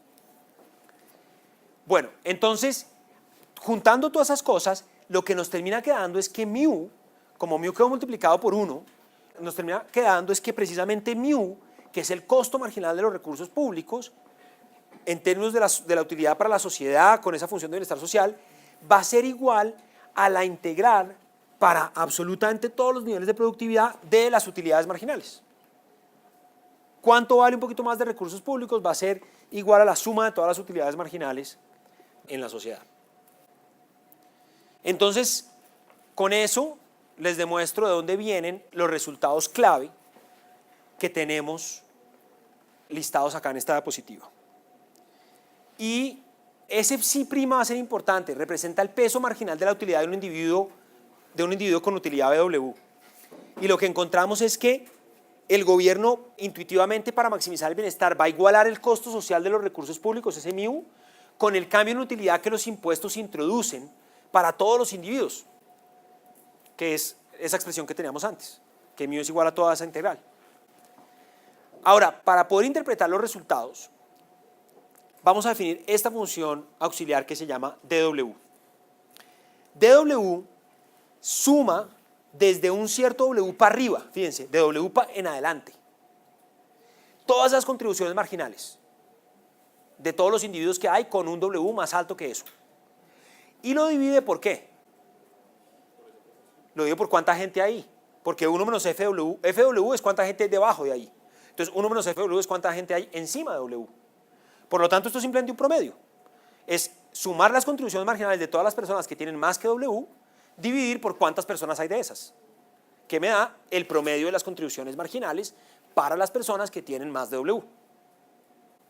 ¿Por qué es interesante esa función? Pues les voy a ilustrar esta función en un caso particular. Cuando FW es una función uniforme, entonces una constante. Entonces puedo más o menos ignorar el pedazo de F en toda esta función D y puedo pensar más bien en cómo es psi. Si F la puedo ignorar porque es una función uniforme, la función D es muy sencilla porque la estoy ilustrando acá. La función D es la pendiente que hay entre un punto determinado W en adelante para la función psi en promedio. es coger todas estas pendientes que hay de W en adelante, esta pendiente, esta pendiente, esta pendiente, esta pendiente, todas esas contribuciones marginales y promediarlas. ¿Cómo promedio esas pendientes? Es la pendiente del rayo que va desde psi de BW hasta psi de BW arriba, de W barra arriba. Eso es DW en el caso sencillo de FW uniforme. En el caso en que FW no es uniforme, pues no es tan sencillo porque cada una de estas pendientes va a tener un peso distinto. Alguna va a pesar más, alguna va a pesar menos porque hay más gente en un sitio y menos gente en otro, entonces no puedo simplemente sacar el promedio simple, sino que es un promedio ponderado. Pero si todo el mundo hay la misma cantidad de personas con esta pendiente, con esta, porque FW es un uniforme, entonces simplemente tengo que sacar el promedio de esa pendiente y sacar el promedio de la pendiente es este rayo.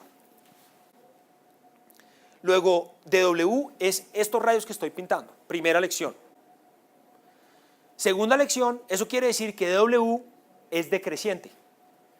Porque cuando yo voy escogiendo niveles de productividad más y más altos, estoy sumando las productividades marginales ¿de quién? De la gente más rica, de la gente con más productividad, de la gente para la cual, si existe un psi cóncavo que incorpora que este planificador central le importa más la utilidad de los menos afortunados que los más afortunados, pues es la que le doy un valor marginal menor. Entonces DW es decreciente. Esa función que captura las productividades marginales de grupos adicionales va cayendo y cayendo y cayendo. Ese es el segundo mensaje importante. Entonces tenemos una función de W que captura esta pendiente, intuitivamente es el promedio de las contribuciones marginales a la utilidad social de las personas con W o más de productividad, pero esa función, al ser ese promedio, tiene que ser decreciente para cualquier psi que sea cóncavo, porque cuando yo saco promedios de gente cada vez más y más rica, digo, pues sí, chévere, pero ellos no me importan tanto porque ellos ya son muy felices. Y si yo tengo consideraciones de equidad, pues no me van a importar tanto. ¿Ok? Listo. Entonces, después de eso, realmente lo único que queda es utilizar nuestras condiciones de primer orden para llegar a una condición interpretable. Y lo que viene aquí en adelante son unos pasos de álgebra que simplemente utilizan la función de W para demostrar unas propiedades, que es que D evaluada en el W de más abajo es simplemente igual a μ, eso viene simplemente la definición de μ que teníamos en la condición de primer orden. Y otra condición que está en el apéndice, no la voy a mostrar acá, que es que también puedo encontrar una relación entre el eta de W y dW. El eta de W era el multiplicador que acompañaba a esa condición de primer orden reescrita para los hogares. Y como estamos en una solución interior, suponiendo que todo el mundo trabaja una cantidad positiva de horas, entonces se cumple que el beneficio marginal es igual al costo marginal. De nuestra definición de elasticidad laboral tenemos otra cosa, y aquí estoy sumando estos dos lados de la ecuación. Y sumando estos dos lados con la ecuación, también tenemos después la condición de primer orden de los hogares, una condición que está escrita acá, que nuevamente no voy a repetir. El punto es que combinando todas esas condiciones y utilizando en la condición de primer orden de la variable de control del gobierno, que era el trabajo, y sustituyendo eta, es decir, estos dos pasos de estas diapositivas los pueden ignorar, o si quieren repasarlos, los repasan ustedes, pero no es importante enfatizar paso por paso, sino simplemente que voy a manipular cada una de las condiciones de primer orden para combinarlas y finalmente escribir entonces una condición que ya vuelve a incorporar los impuestos, para poder decir, bueno, cuáles son los impuestos que voy a estar fijando. Entonces, esta expresión de acá, que de nuevo solamente viene de combinar las condiciones de primer orden que ya les demostré de dónde venían, viene simplemente a manipular las condiciones de primer orden que ya les había mostrado dónde venían, es la ecuación que va a tener toda la intuición sobre la tributación óptima sobre el ingreso en este modelo. El lado izquierdo de la ecuación, fíjense, es T' de Y sobre 1 menos T' de Y, donde T' de Y estamos definiendo como Y el nivel de ingreso que tiene la persona cuya utilidad sea W sub Y. Aquí va a haber una relación 1 a 1 entre qué tanta habilidad tengo y qué tanto trabajo y por lo tanto qué tanto ingreso tengo. Entonces, para cada individuo de cada nivel de habilidad, ese individuo va a decidir trabajar una cantidad de óptimas y con ese trabajo óptimo va a tener un ingreso determinado. Entonces, simplemente estoy diciendo, llamemos W sub Y el nivel de habilidad que produce un ingreso Y, habiendo escogido óptimamente las horas de trabajo L de W sub Y. Entonces, lo que está al lado izquierdo es T' de Y sobre 1 menos T' de Y, que lo que me importa realmente de ese lado izquierdo es que es una función creciente en T' de Y. El lado izquierdo de la ecuación simplemente es una cosa que me está diciendo cómo es el impuesto marginal para los individuos cuyo ingreso es Y. Es decir, ¿cómo es esa pregunta que es la relevante para cuando los que están tomando decisiones económicas toman decisiones? Y es, si yo trabajo un poquito más, ¿cuánto más impuestos voy a pagar? Eso es T' de Y. Si yo decido ganar un poquito más de plata, ¿cuántos impuestos adicionales me van a poner? Eso exactamente es T' de Y. ¿Cómo cambian mis impuestos cuando cambia un poquito mi ingreso? Y a la izquierda no tenemos exactamente T' de Y, pero tenemos una cosa que para todos los efectos analíticos es lo mismo, es una función que crece en T' de Y. Entonces, cualquier cosa que haga crecer el lado de la derecha va a hacer crecer el impuesto marginal sobre el individuo de ingreso Y. Entonces, ahora lo que tenemos que hacer es investigar la interpretación de cada uno de los lados de la derecha. Sí, Alejandro. No, esto es la tasa marginal. Esto, lo que está a la izquierda es la tasa marginal. Es cuánta plata adicional le cobran a usted por un poquito más de ingreso que usted tiene. Piénselo así, por una unidad más de ingreso, ¿cuánto impuesto adicional le van a cobrar? Eso es T' Y. Pues estrictamente no es en puntos porcentuales, sino es una derivada, ¿no? Es de T de Y. Entonces, frente a un cambio infinitesimal en Y, ¿cuánto es el cambio en T? Bueno, entonces, interpretemos cada uno de los términos que está a la derecha. El primero es 1 más 1 sobre epsilon L. Ese posiblemente es el más fácil de interpretar. ¿Qué es epsilon L? ¿Se acuerdan? Epsilon L era la elasticidad de la oferta laboral. Cuando a mí me cambia mi ingreso marginal por trabajar un poco más, ¿qué tanto menos decido trabajar? Y lo que esto me está diciendo es, oiga, si esa elasticidad es más alta, entonces, ¿qué pasa? Menor es el impuesto marginal. Es básicamente el criterio de eficiencia.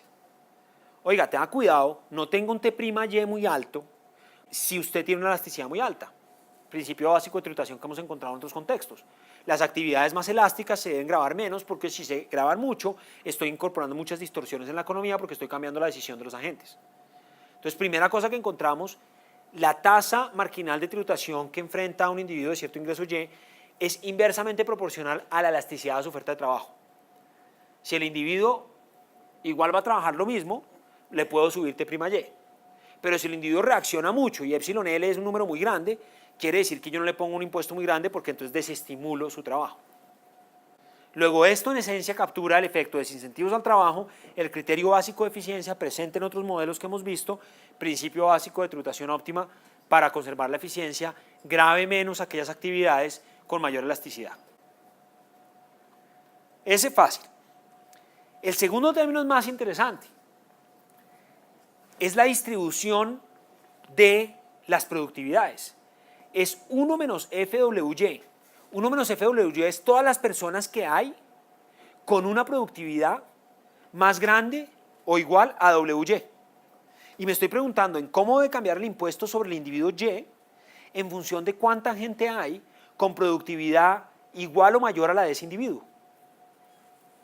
Entonces, si ustedes quieren, lo que ustedes pueden pensar es que yo me voy a parar aquí en cierto WY, el WY del impuesto que estamos analizando, pero va a haber alguna gente con un W más alto, hasta W barra, hay una gente con un W más bajo, hasta W barra bajo, y lo que estamos diciendo acá es que importa la proporción de gente que está acá. La proporción de gente que está a la derecha de WY es 1 menos F de WY. Y lo que esto está diciendo es que si 1 menos F de WY es grande, ¿usted qué debería hacer? ¿Cobrar más o menos impuestos? Cobrar más. Esto hace crecer el lado de la derecha, entonces tiene que, para que se mantenga la igualdad, tiene que crecer el lado de la izquierda. Entonces, si 1 menos FWY es más grande, eso implica, usted debería cobrar un impuesto más grande sobre este individuo. Usted debería hacer crecer en ese punto un poquito más los impuestos. ¿Por qué? ¿Quién tiene la intuición de por qué? Porque como me importa marginalmente menos los consumos, las utilidades marginales de la gente rica, entonces si les puedo cobrar más, dado que son más, puedo cobrarle un poquito menos a los pobres, Claro. y entonces ahí como que compenso más el efecto de equidad porque estoy dándole más utilidad a los pobres. Aquí tengo una oportunidad de subir los impuestos marginales ahora, y esa oportunidad de subir los impuestos marginales ahora me va a permitir cobrarle muchos impuestos a los más ricos. Pero fíjese que no es tanto por un tema de equidad, sino es más por un tema de recaudo. Porque aquí realmente no estamos jugando en nada con cuál es mi forma de valoración o no de la equidad.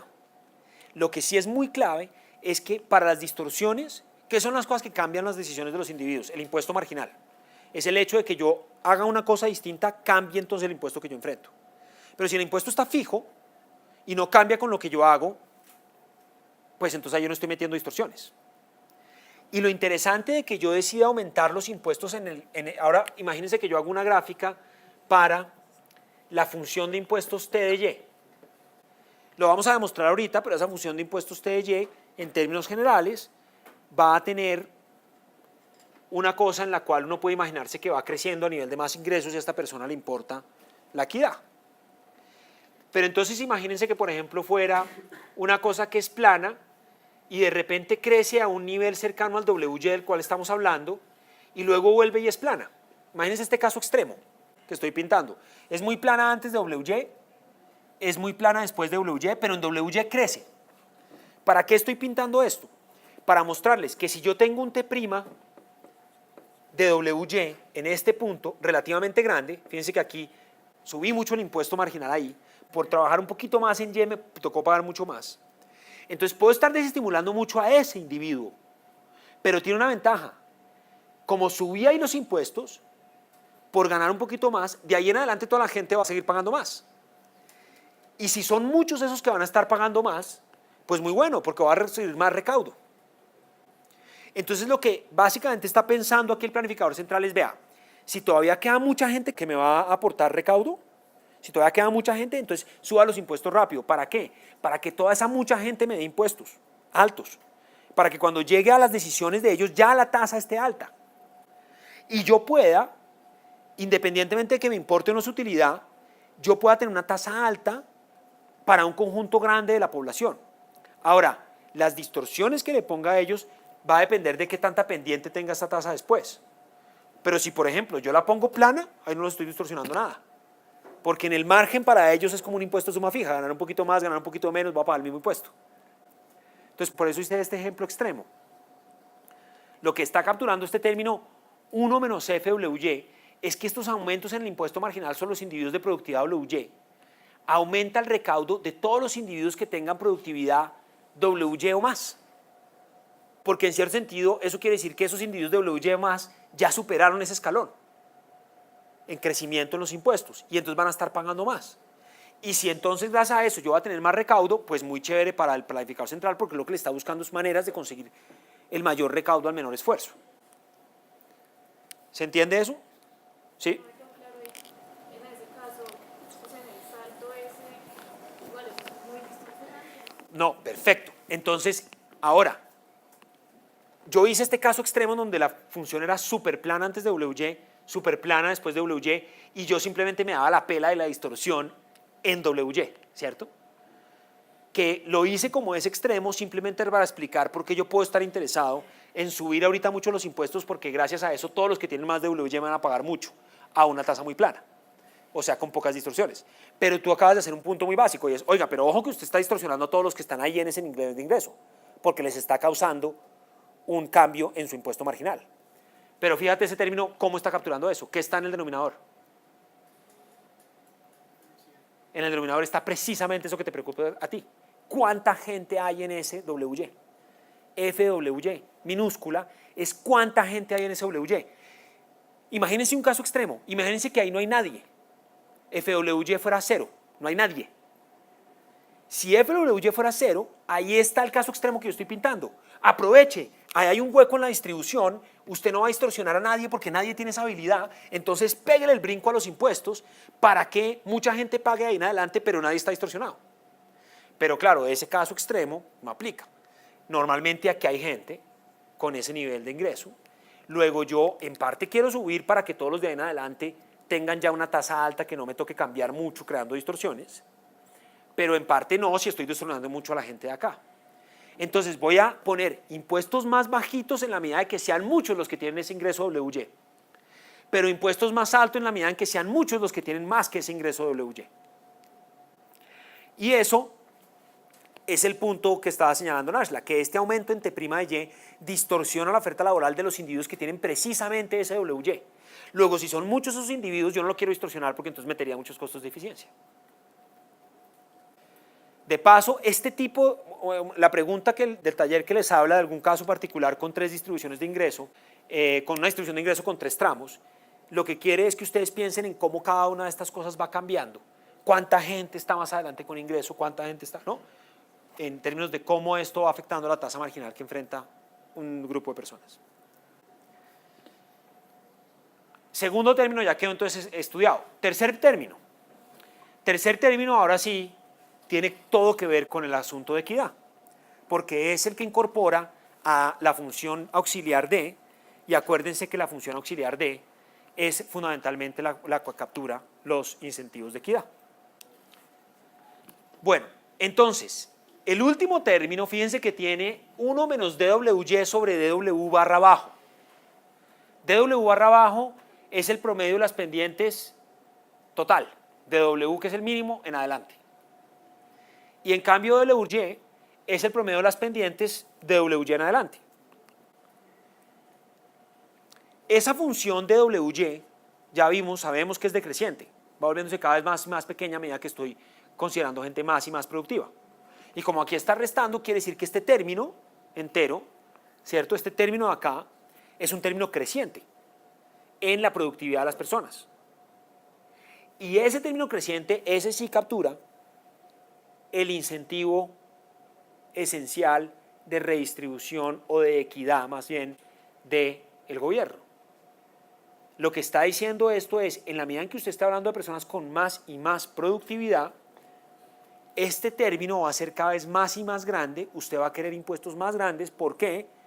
Por la concavidad del PSI, que es lo que genera este DWY decreciente. Luego esto resume los objetivos de equidad que están incorporados en PSI. Simplemente un término que depende de esta función auxiliar D, que ya hemos visto que tenía que ver con la equidad, y nos está diciendo, entre usted está hablando de gente más rica, usted le va a cobrar más por culpa de lo que tiene que ver con D.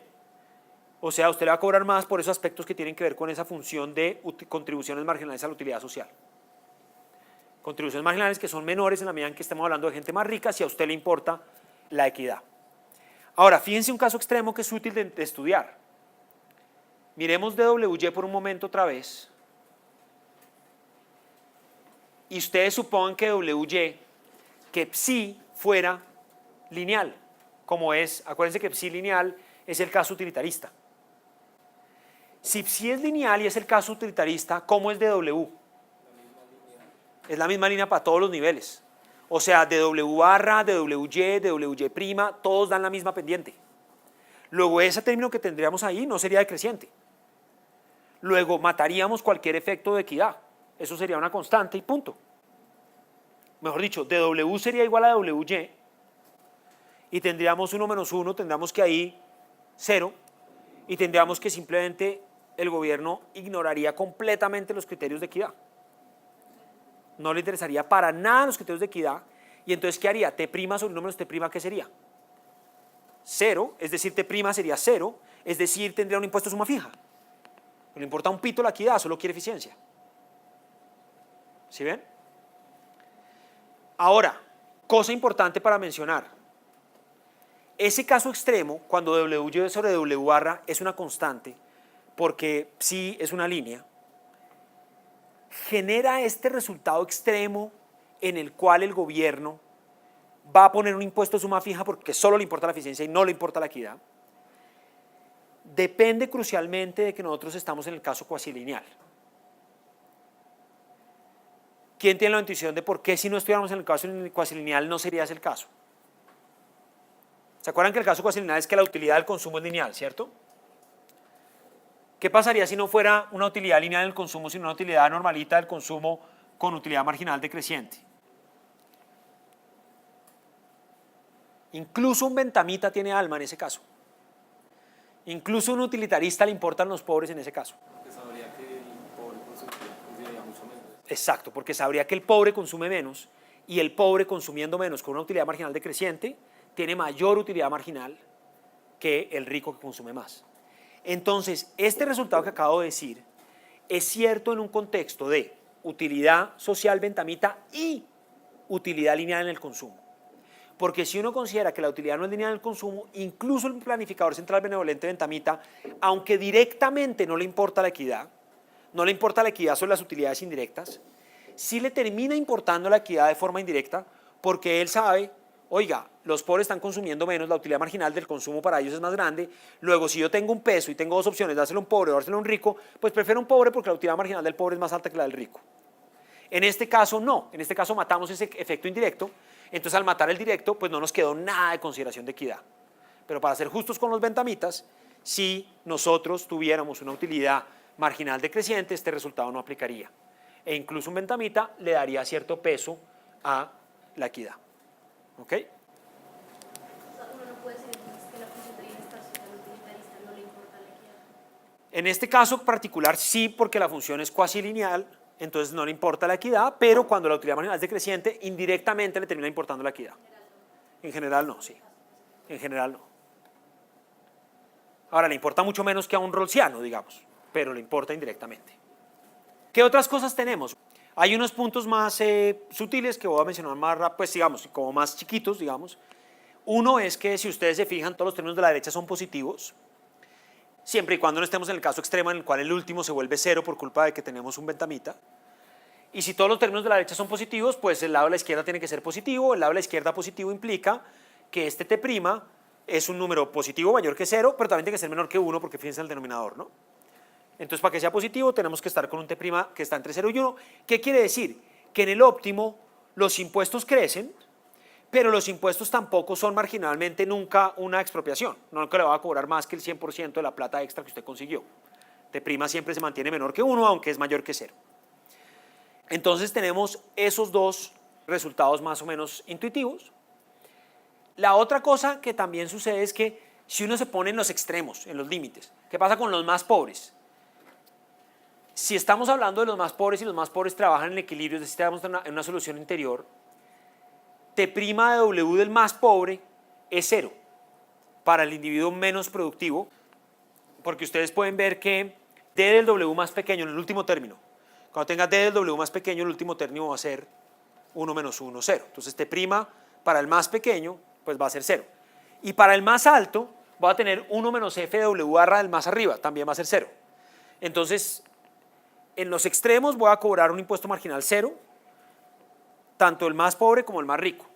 Ahora, si la función es continua, eso implica que los impuestos óptimos no pueden estar siempre estrictamente creciendo, en algún momento tienen que estar planas, porque si arranco con un impuesto marginal de 0, termino con un impuesto marginal de 0, y esperamos que los impuestos vayan creciendo con el ingreso, pues no pueden ser todo el tiempo crecientes, ¿no? En algún momento tienen que aplanarse. Este modelo plantea entonces, en resumen, las dilemas entre eficiencia y equidad que enfrenta un planificador central benevolente en el momento de cobrarle impuestos al trabajo de las personas. Le da un rol a la tributación tanto en su objetivo, por lo tanto, de recaudar impuestos minimizando distorsiones, pero también en su objetivo de tener en cuenta el bienestar social, incorporando consideraciones de equidad, entonces como un mecanismo de redistribución. Y eso en un contexto en el cual las personas son heterogéneas porque unas personas tienen más habilidad que otras.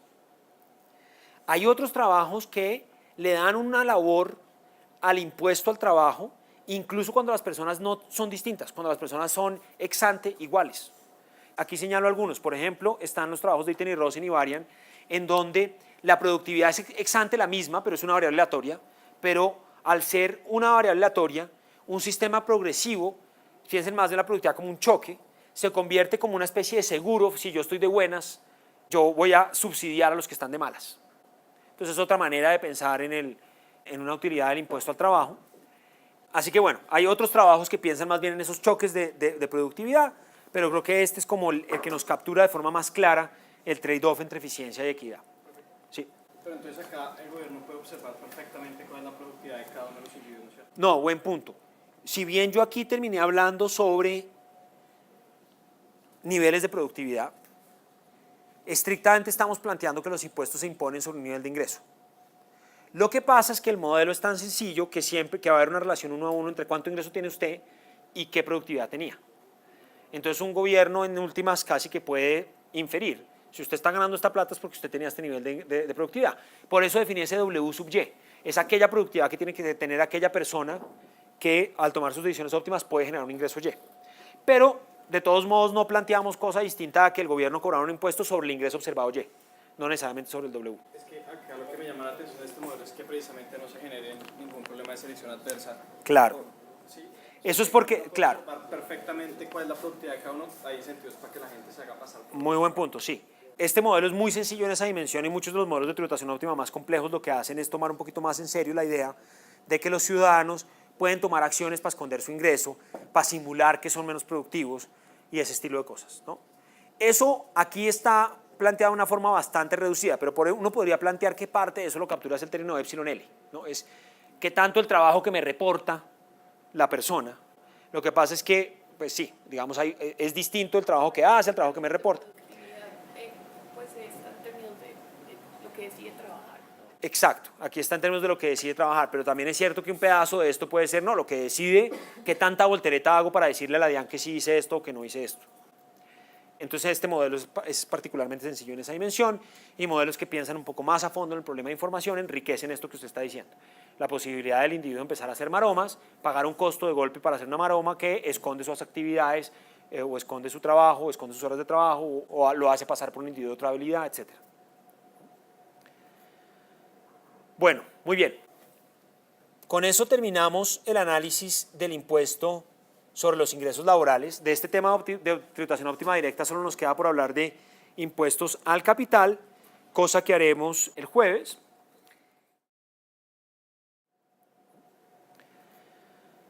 Hablamos de tributación sobre el ingreso laboral en el modelo de la clase anterior. No hemos hablado el impuesto sobre las rentas de las personas, sobre las rentas del capital, perdón. Sobre los impuestos de las rentas del capital, el resultado más clásico, que es el que está expuesto en el libro, es un resultado que se puede derivar de forma muy sencilla, en esencia de nuestro modelo de Ramsey que vimos originalmente en la clase cuando vimos equivalencia ricardiana en ese modelo de Ramsey, incorporando el impuesto al capital. No voy a hacer el detalle algebraico del modelo porque nos queda apretado en el tiempo ver todo el modelo en su detalle algebraico y la discusión intuitiva, ustedes tienen todas las herramientas ahora con lo que hemos aprendido para verlo. Entonces solamente quiero decir de dónde viene ese resultado, los dos resultados claves en tributación al capital en la contribución, digamos, tradicional, que es de Chambly y otros, y cuál es la intuición. Entonces los dos resultados claves son los siguientes. El primer resultado, en ese contexto donde ustedes tienen capital que se acumula a lo largo del tiempo, entonces piensen que la vaina clave de este capital es el aspecto de que es una cosa dinámica, tenemos que tener muchos periodos y la acumulación de capital es para producción en el futuro. Se obtienen dos resultados. La tasa tributaria óptima sobre el capital en el periodo inicial es exactamente igual a 1, 100%, expropiación total a los ricos, a los dueños del capital, compañeros. Eso es lo que dice uno de los resultados. Pero en el largo plazo, en el límite cuando te tiende a infinito, la tasa tributaria al capital, en ese mismo modelo, se sugiere que debe ser, en cambio, 0. En un estado estacionario debe ser 0. Entonces, en el corto plazo, grabar al capital muy fuerte, pero en el largo plazo, grabarlo muy bajo. En el caso extremo, no ponerle impuestos. Entonces, lo primero que quiero hacer hoy es que discutamos la intuición por la cual uno pudiera querer una tasa tributaria igual al 100% de expropiación sobre las rentas del capital. Entonces esto es, este tau K que estoy refiriéndome, ¿qué es? Es básicamente que si usted está recibiendo un retorno R sobre el capital, en vez de recibir R, usted recibe R, pero le quitan una proporción tau de esos impuestos. Así es que es lo que estoy diciendo. Le rinde R y le quitan una proporción tau. Estamos diciendo, en el corto plazo usted quiere quitar todos estos rendimientos en largo plazo usted quiere no grabarlos en absoluto. ¿A quién se le ocurre una intuición de cada uno de estos? Sí, Andrés. El corto y el largo plazo lo puedo interpretar como el periodo de crecimiento de la empresa. Es que yo lo veo como opuesto. Yo siento que en el corto plazo es como cuando las empresas están naciendo y no veo como por qué le debería cobrar todo el capital cuando es el momento en que necesitan que inviertan en Claro. ellos para que puedan crecer. Y en el Sí, largo plazo, desde ese punto, sí le entiendo la pregunta. Desde ese punto de vista suena completamente contradictivo. Como en el corto plazo no quiere decir cuando la empresa está chiquita y cuando ya está consolidada, no. Esto quiere decir, piense más bien que estas son las rentas que un hogar recibe como consecuencia del capital del que es dueño. Entre cosas, por ejemplo, es dueño de una empresa. Pero más que el tiempo, más que el horizonte temporal en la maduración de una empresa, piense en el horizonte temporal con respecto a yo soy un hogar que estoy ahora con un cierto capital que me está rindiendo una plata, que lo voy a tratar de seguir acumulando para tener unos retornos en el futuro. Y la tributación óptima me está diciendo, el capital que usted ya tiene hoy, en el tiempo cero, se lo cobro a una tasa del 100%. El capital en el largo plazo, en cambio, se lo va a cobrar a una tasa nula, no le va a cobrar retornos de eso. ¿Cuál podrá ser la intuición de que el capital que usted ya tiene se lo quiero expropiar? Las rentas del capital que usted ya quiere se las quiero expropiar. Pero en el largo plazo lo que yo debería hacer en el óptimo es no cobrarle rentas sobre ese capital. Sí, Juan Manuel. Pues puede ser tal vez como el límite de la condicionalidad de acumulación de capital, que puede ser que en el primer periodo el incentivo para acumular esas primeras unidades es casi infinito. Entonces, como que el gobierno sabe que la gente lo va a hacer y entonces el impuesto lo va a cobrar como a todo el mundo. Ok. Y en el largo plazo, como que el incentivo a seguir acumulando capital ya bajó, entonces... Ok. O sea, usted lo que está pensando es, en el periodo cero, tengo muy poquito capital, tener un poco más es tan valioso que yo lo voy a hacer de todos modos. Cuando estoy en el largo plazo, tengo tanto capital que de golpe no tengo tanto incentivo a tener más porque su productividad marginal es nula, entonces tengo que poner pocos impuestos para que siga acumulando. Me parece súper interesante esa intuición, pero no es la razón. Digamos, esa va en línea con la intuición de qué está detrás de los incentivos y es razonable. Pero es una razón incluso más sencilla, sobre todo la del tiempo cero. Es, ¿qué pasa con el capital que usted ya tiene hoy? ¿Qué pasa? Ya lo tiene, no lo puede cambiar. Ya lo tiene, ya está dado. Es el capital que usted ya tiene. Si a mí me entra una plata por ese capital, me quitan una plata por eso y el capital ya está dado. Soy como un impuesto de suma fija. El capital en el tiempo sub cero está dado. Esa es la razón. El capital en el tiempo sub cero está dado. Luego un impuesto sobre el capital es equivalente a un impuesto de suma fija. Si usted ya tomó las decisiones que lo llevaron a tener ese capital, piense en cero no como el tiempo cero, el inicio de todos los tiempos. Piense cero como el momento en el cual un hogar dice, bueno, ya he acumulado este capital, voy a planear así mi futuro, voy a tomar estas decisiones. Piense en ese problema de maximización del modelo de Ramsey. Y el capital que ya tengo, ya lo tengo, punto. Si obtengo unas rentas por eso, me las cobran, yo no puedo cambiar las decisiones ya. Y acuérdense, cuando no puedo cambiar las decisiones frente a un impuesto que enfrento, es como un impuesto de suma fija. Entonces, desde el punto de vista de eficiencia, hay una intención, o una tentación, o un incentivo a cobrarle unos impuestos altísimos al capital que ya está fijo. Porque contrario al trabajo, que puedo decir trabajar un poquito de horas más, un poquito de horas menos, el capital que ya lo acumulé, ahí está. Y las rentas que me van a dar me van a llegar al punto y no puedo cambiarlas. Ahora, eso puede tener sus problemas, que vamos a hablarlos ahorita. Pero por lo menos esa es la intuición de por qué quiero una tasa tributaria del 100% en el tiempo cero. Ahora, en el largo plazo, la tasa tributaria sobre el capital debe tender a cero. ¿A quién se le ocurre por qué el impuesto en el largo plazo sobre el capital debe ser cero? ¿Ah? Sí, se desestimularía el crecimiento, pero digamos, cuando yo pongo un impuesto al trabajo, se desestimula el trabajo, igual lo graba un poquito. Entonces, ¿por qué cero? Es por la misma cosa, porque como el impuesto del capital por allá en el infinito sí lo definí yo. Sí. Entonces, si la gente supiera que la tasa fuera 0,1, no hay incentivos para la acumulación. Claro, pero aquí no es si fuera 1, aquí solo con que sea un poquito positiva. Fíjese que no me está dando que la tasa sea menor que 1, me está dando que la tasa óptima en el infinito es 0. Pero esa tasa, o sea, es como si yo les dijera a los dueños de la empresa, como, hoy tiene una tasa 1 y en el futuro, o sea, yo les anuncio que van a tener una tasa. Sí, en este modelo estamos suponiendo que todo es conocido hacia el futuro, toda la cosa, y entonces que yo quisiera, hoy usted ya tiene su capital, sabe que se lo va a expropiar, pero en largo plazo no le va a cobrar nada. ¿Por qué será que en largo plazo no le va a cobrar nada, Diego? Para que esas distorsiones no se amplíen en el tiempo. Exacto, hay una cosa bien clave con la ampliación en el tiempo. Usted va a decir algo, Santiago. De pronto no podrían distorsionar las decisiones y hacer que se salga la trayectoria. Sí, creo que las dos cosas van por lo mismo lo que estaba diciendo Diego, y es que cuando estoy pensando en un horizonte infinito, la acumulación de lo que sucede con una distorsión en el tiempo es enorme. En cierto sentido, así como le quiero poner un impuesto del 100% en el corto plazo al capital, porque la oferta de capital del tiempo cero es infinitamente inelástica, no cambia, no la puedo cambiar. La oferta de capital en el muy largo plazo es infinitamente elástica. Si usted me desestimula hoy a acumular apenas un delta del capital, ese delta del capital después de infinitos periodos, ¿cuánto capital menos es? Es infinito capital menos. La elasticidad del capital en el corto plazo es cero, pero en el largo plazo es infinita. Hay una elasticidad muy alta en la acumulación de capital en largo plazo.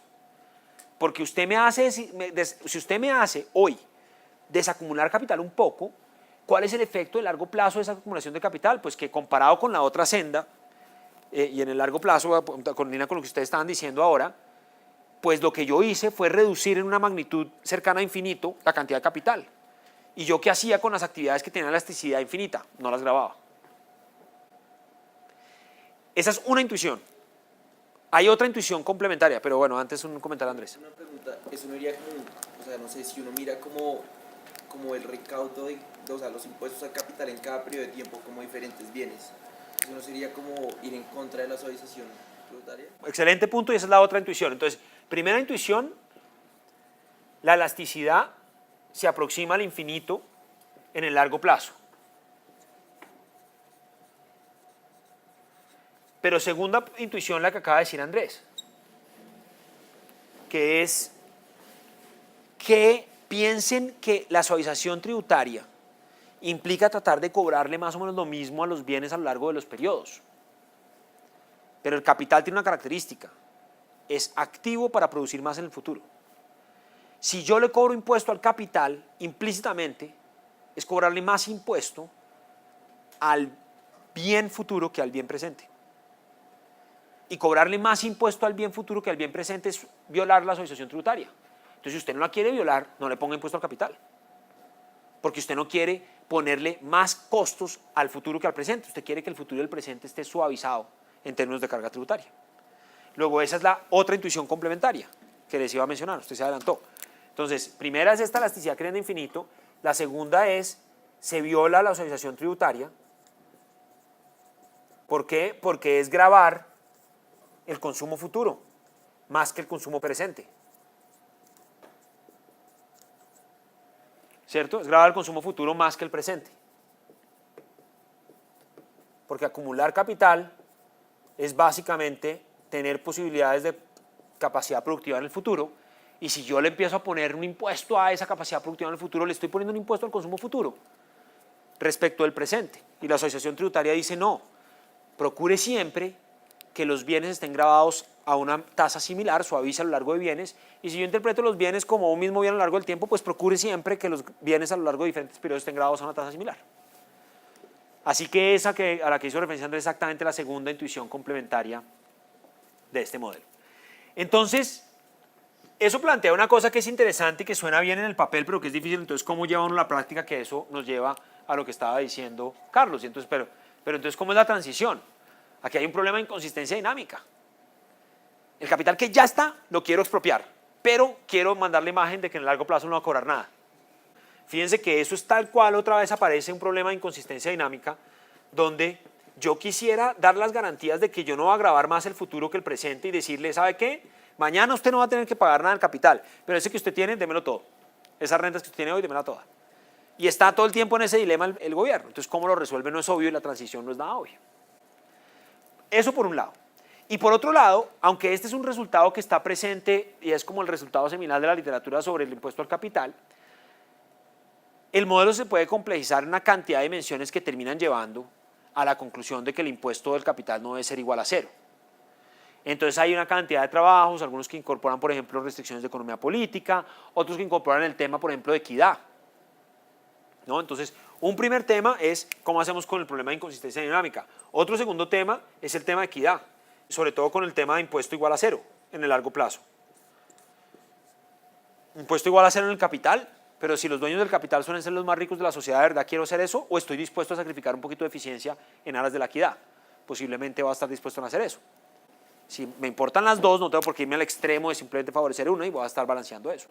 Y otra cantidad de extensiones al modelo que terminan sugiriendo, no, en el largo plazo incluso es óptimo tener impuestos que no sean iguales a cero. El problema es que uno podría concluir que si no es la misma persona, estoy como grabando como a un grupo de personas muchísimo más que a otras en ese sentido. En las generaciones, es donde puse como el capital con la tasa 1. Sí, a las claro. generaciones que tienen. Claro, esto además es un modelo, sí, buen punto. Este es un modelo de una familia de vida infinita, pero si uno piensa, estos son generaciones traslapadas, diferentes generaciones. Implementar una política de estas, pues no tiene sentido desde el punto de vista de la justicia transicional, de la justicia intergeneracional. Pero incluso antes de eso, ¿cómo la implemento? O sea, en cada momento va a tener el incentivo de decirle, este capital de hoy se lo quiero grabar 100%, pero el de mañana, a cero. No es como esas tiendas que dicen, hoy no fío, mañana sí. Todo el tiempo quiero decir eso. Hoy lo expropio, pero ofrezco que mañana no. Es al revés de las tiendas, pero es más lógica, ¿no? Hoy lo expropio, ofrezco que mañana no. Entonces, ¿sí? Bueno. Así que bueno, ese es un resultado interesante que nos sirve para pensar en estas intuiciones, pero como les digo, hay una cantidad de extensiones que sugieren que ese extremo no es el que realmente es el eficiente, por consideraciones que van desde la equidad hasta consideraciones de economía política y otras, y tiene además los problemas en su implementación, como el problema de inconsistencia dinámica. Y esa es la esencia de lo que está en la última sección del capítulo de tributación directa, en el que les estoy ahorrando el álgebra, que es otra vez volver a mirar el modelo de Ramsey. Entonces, desde el punto de vista del álgebra no era muy interesante para ustedes, en cambio esta economía sí me parece que era importante que la discutiéramos. ¿Sí? Muy bien, y con eso cerramos impuestos.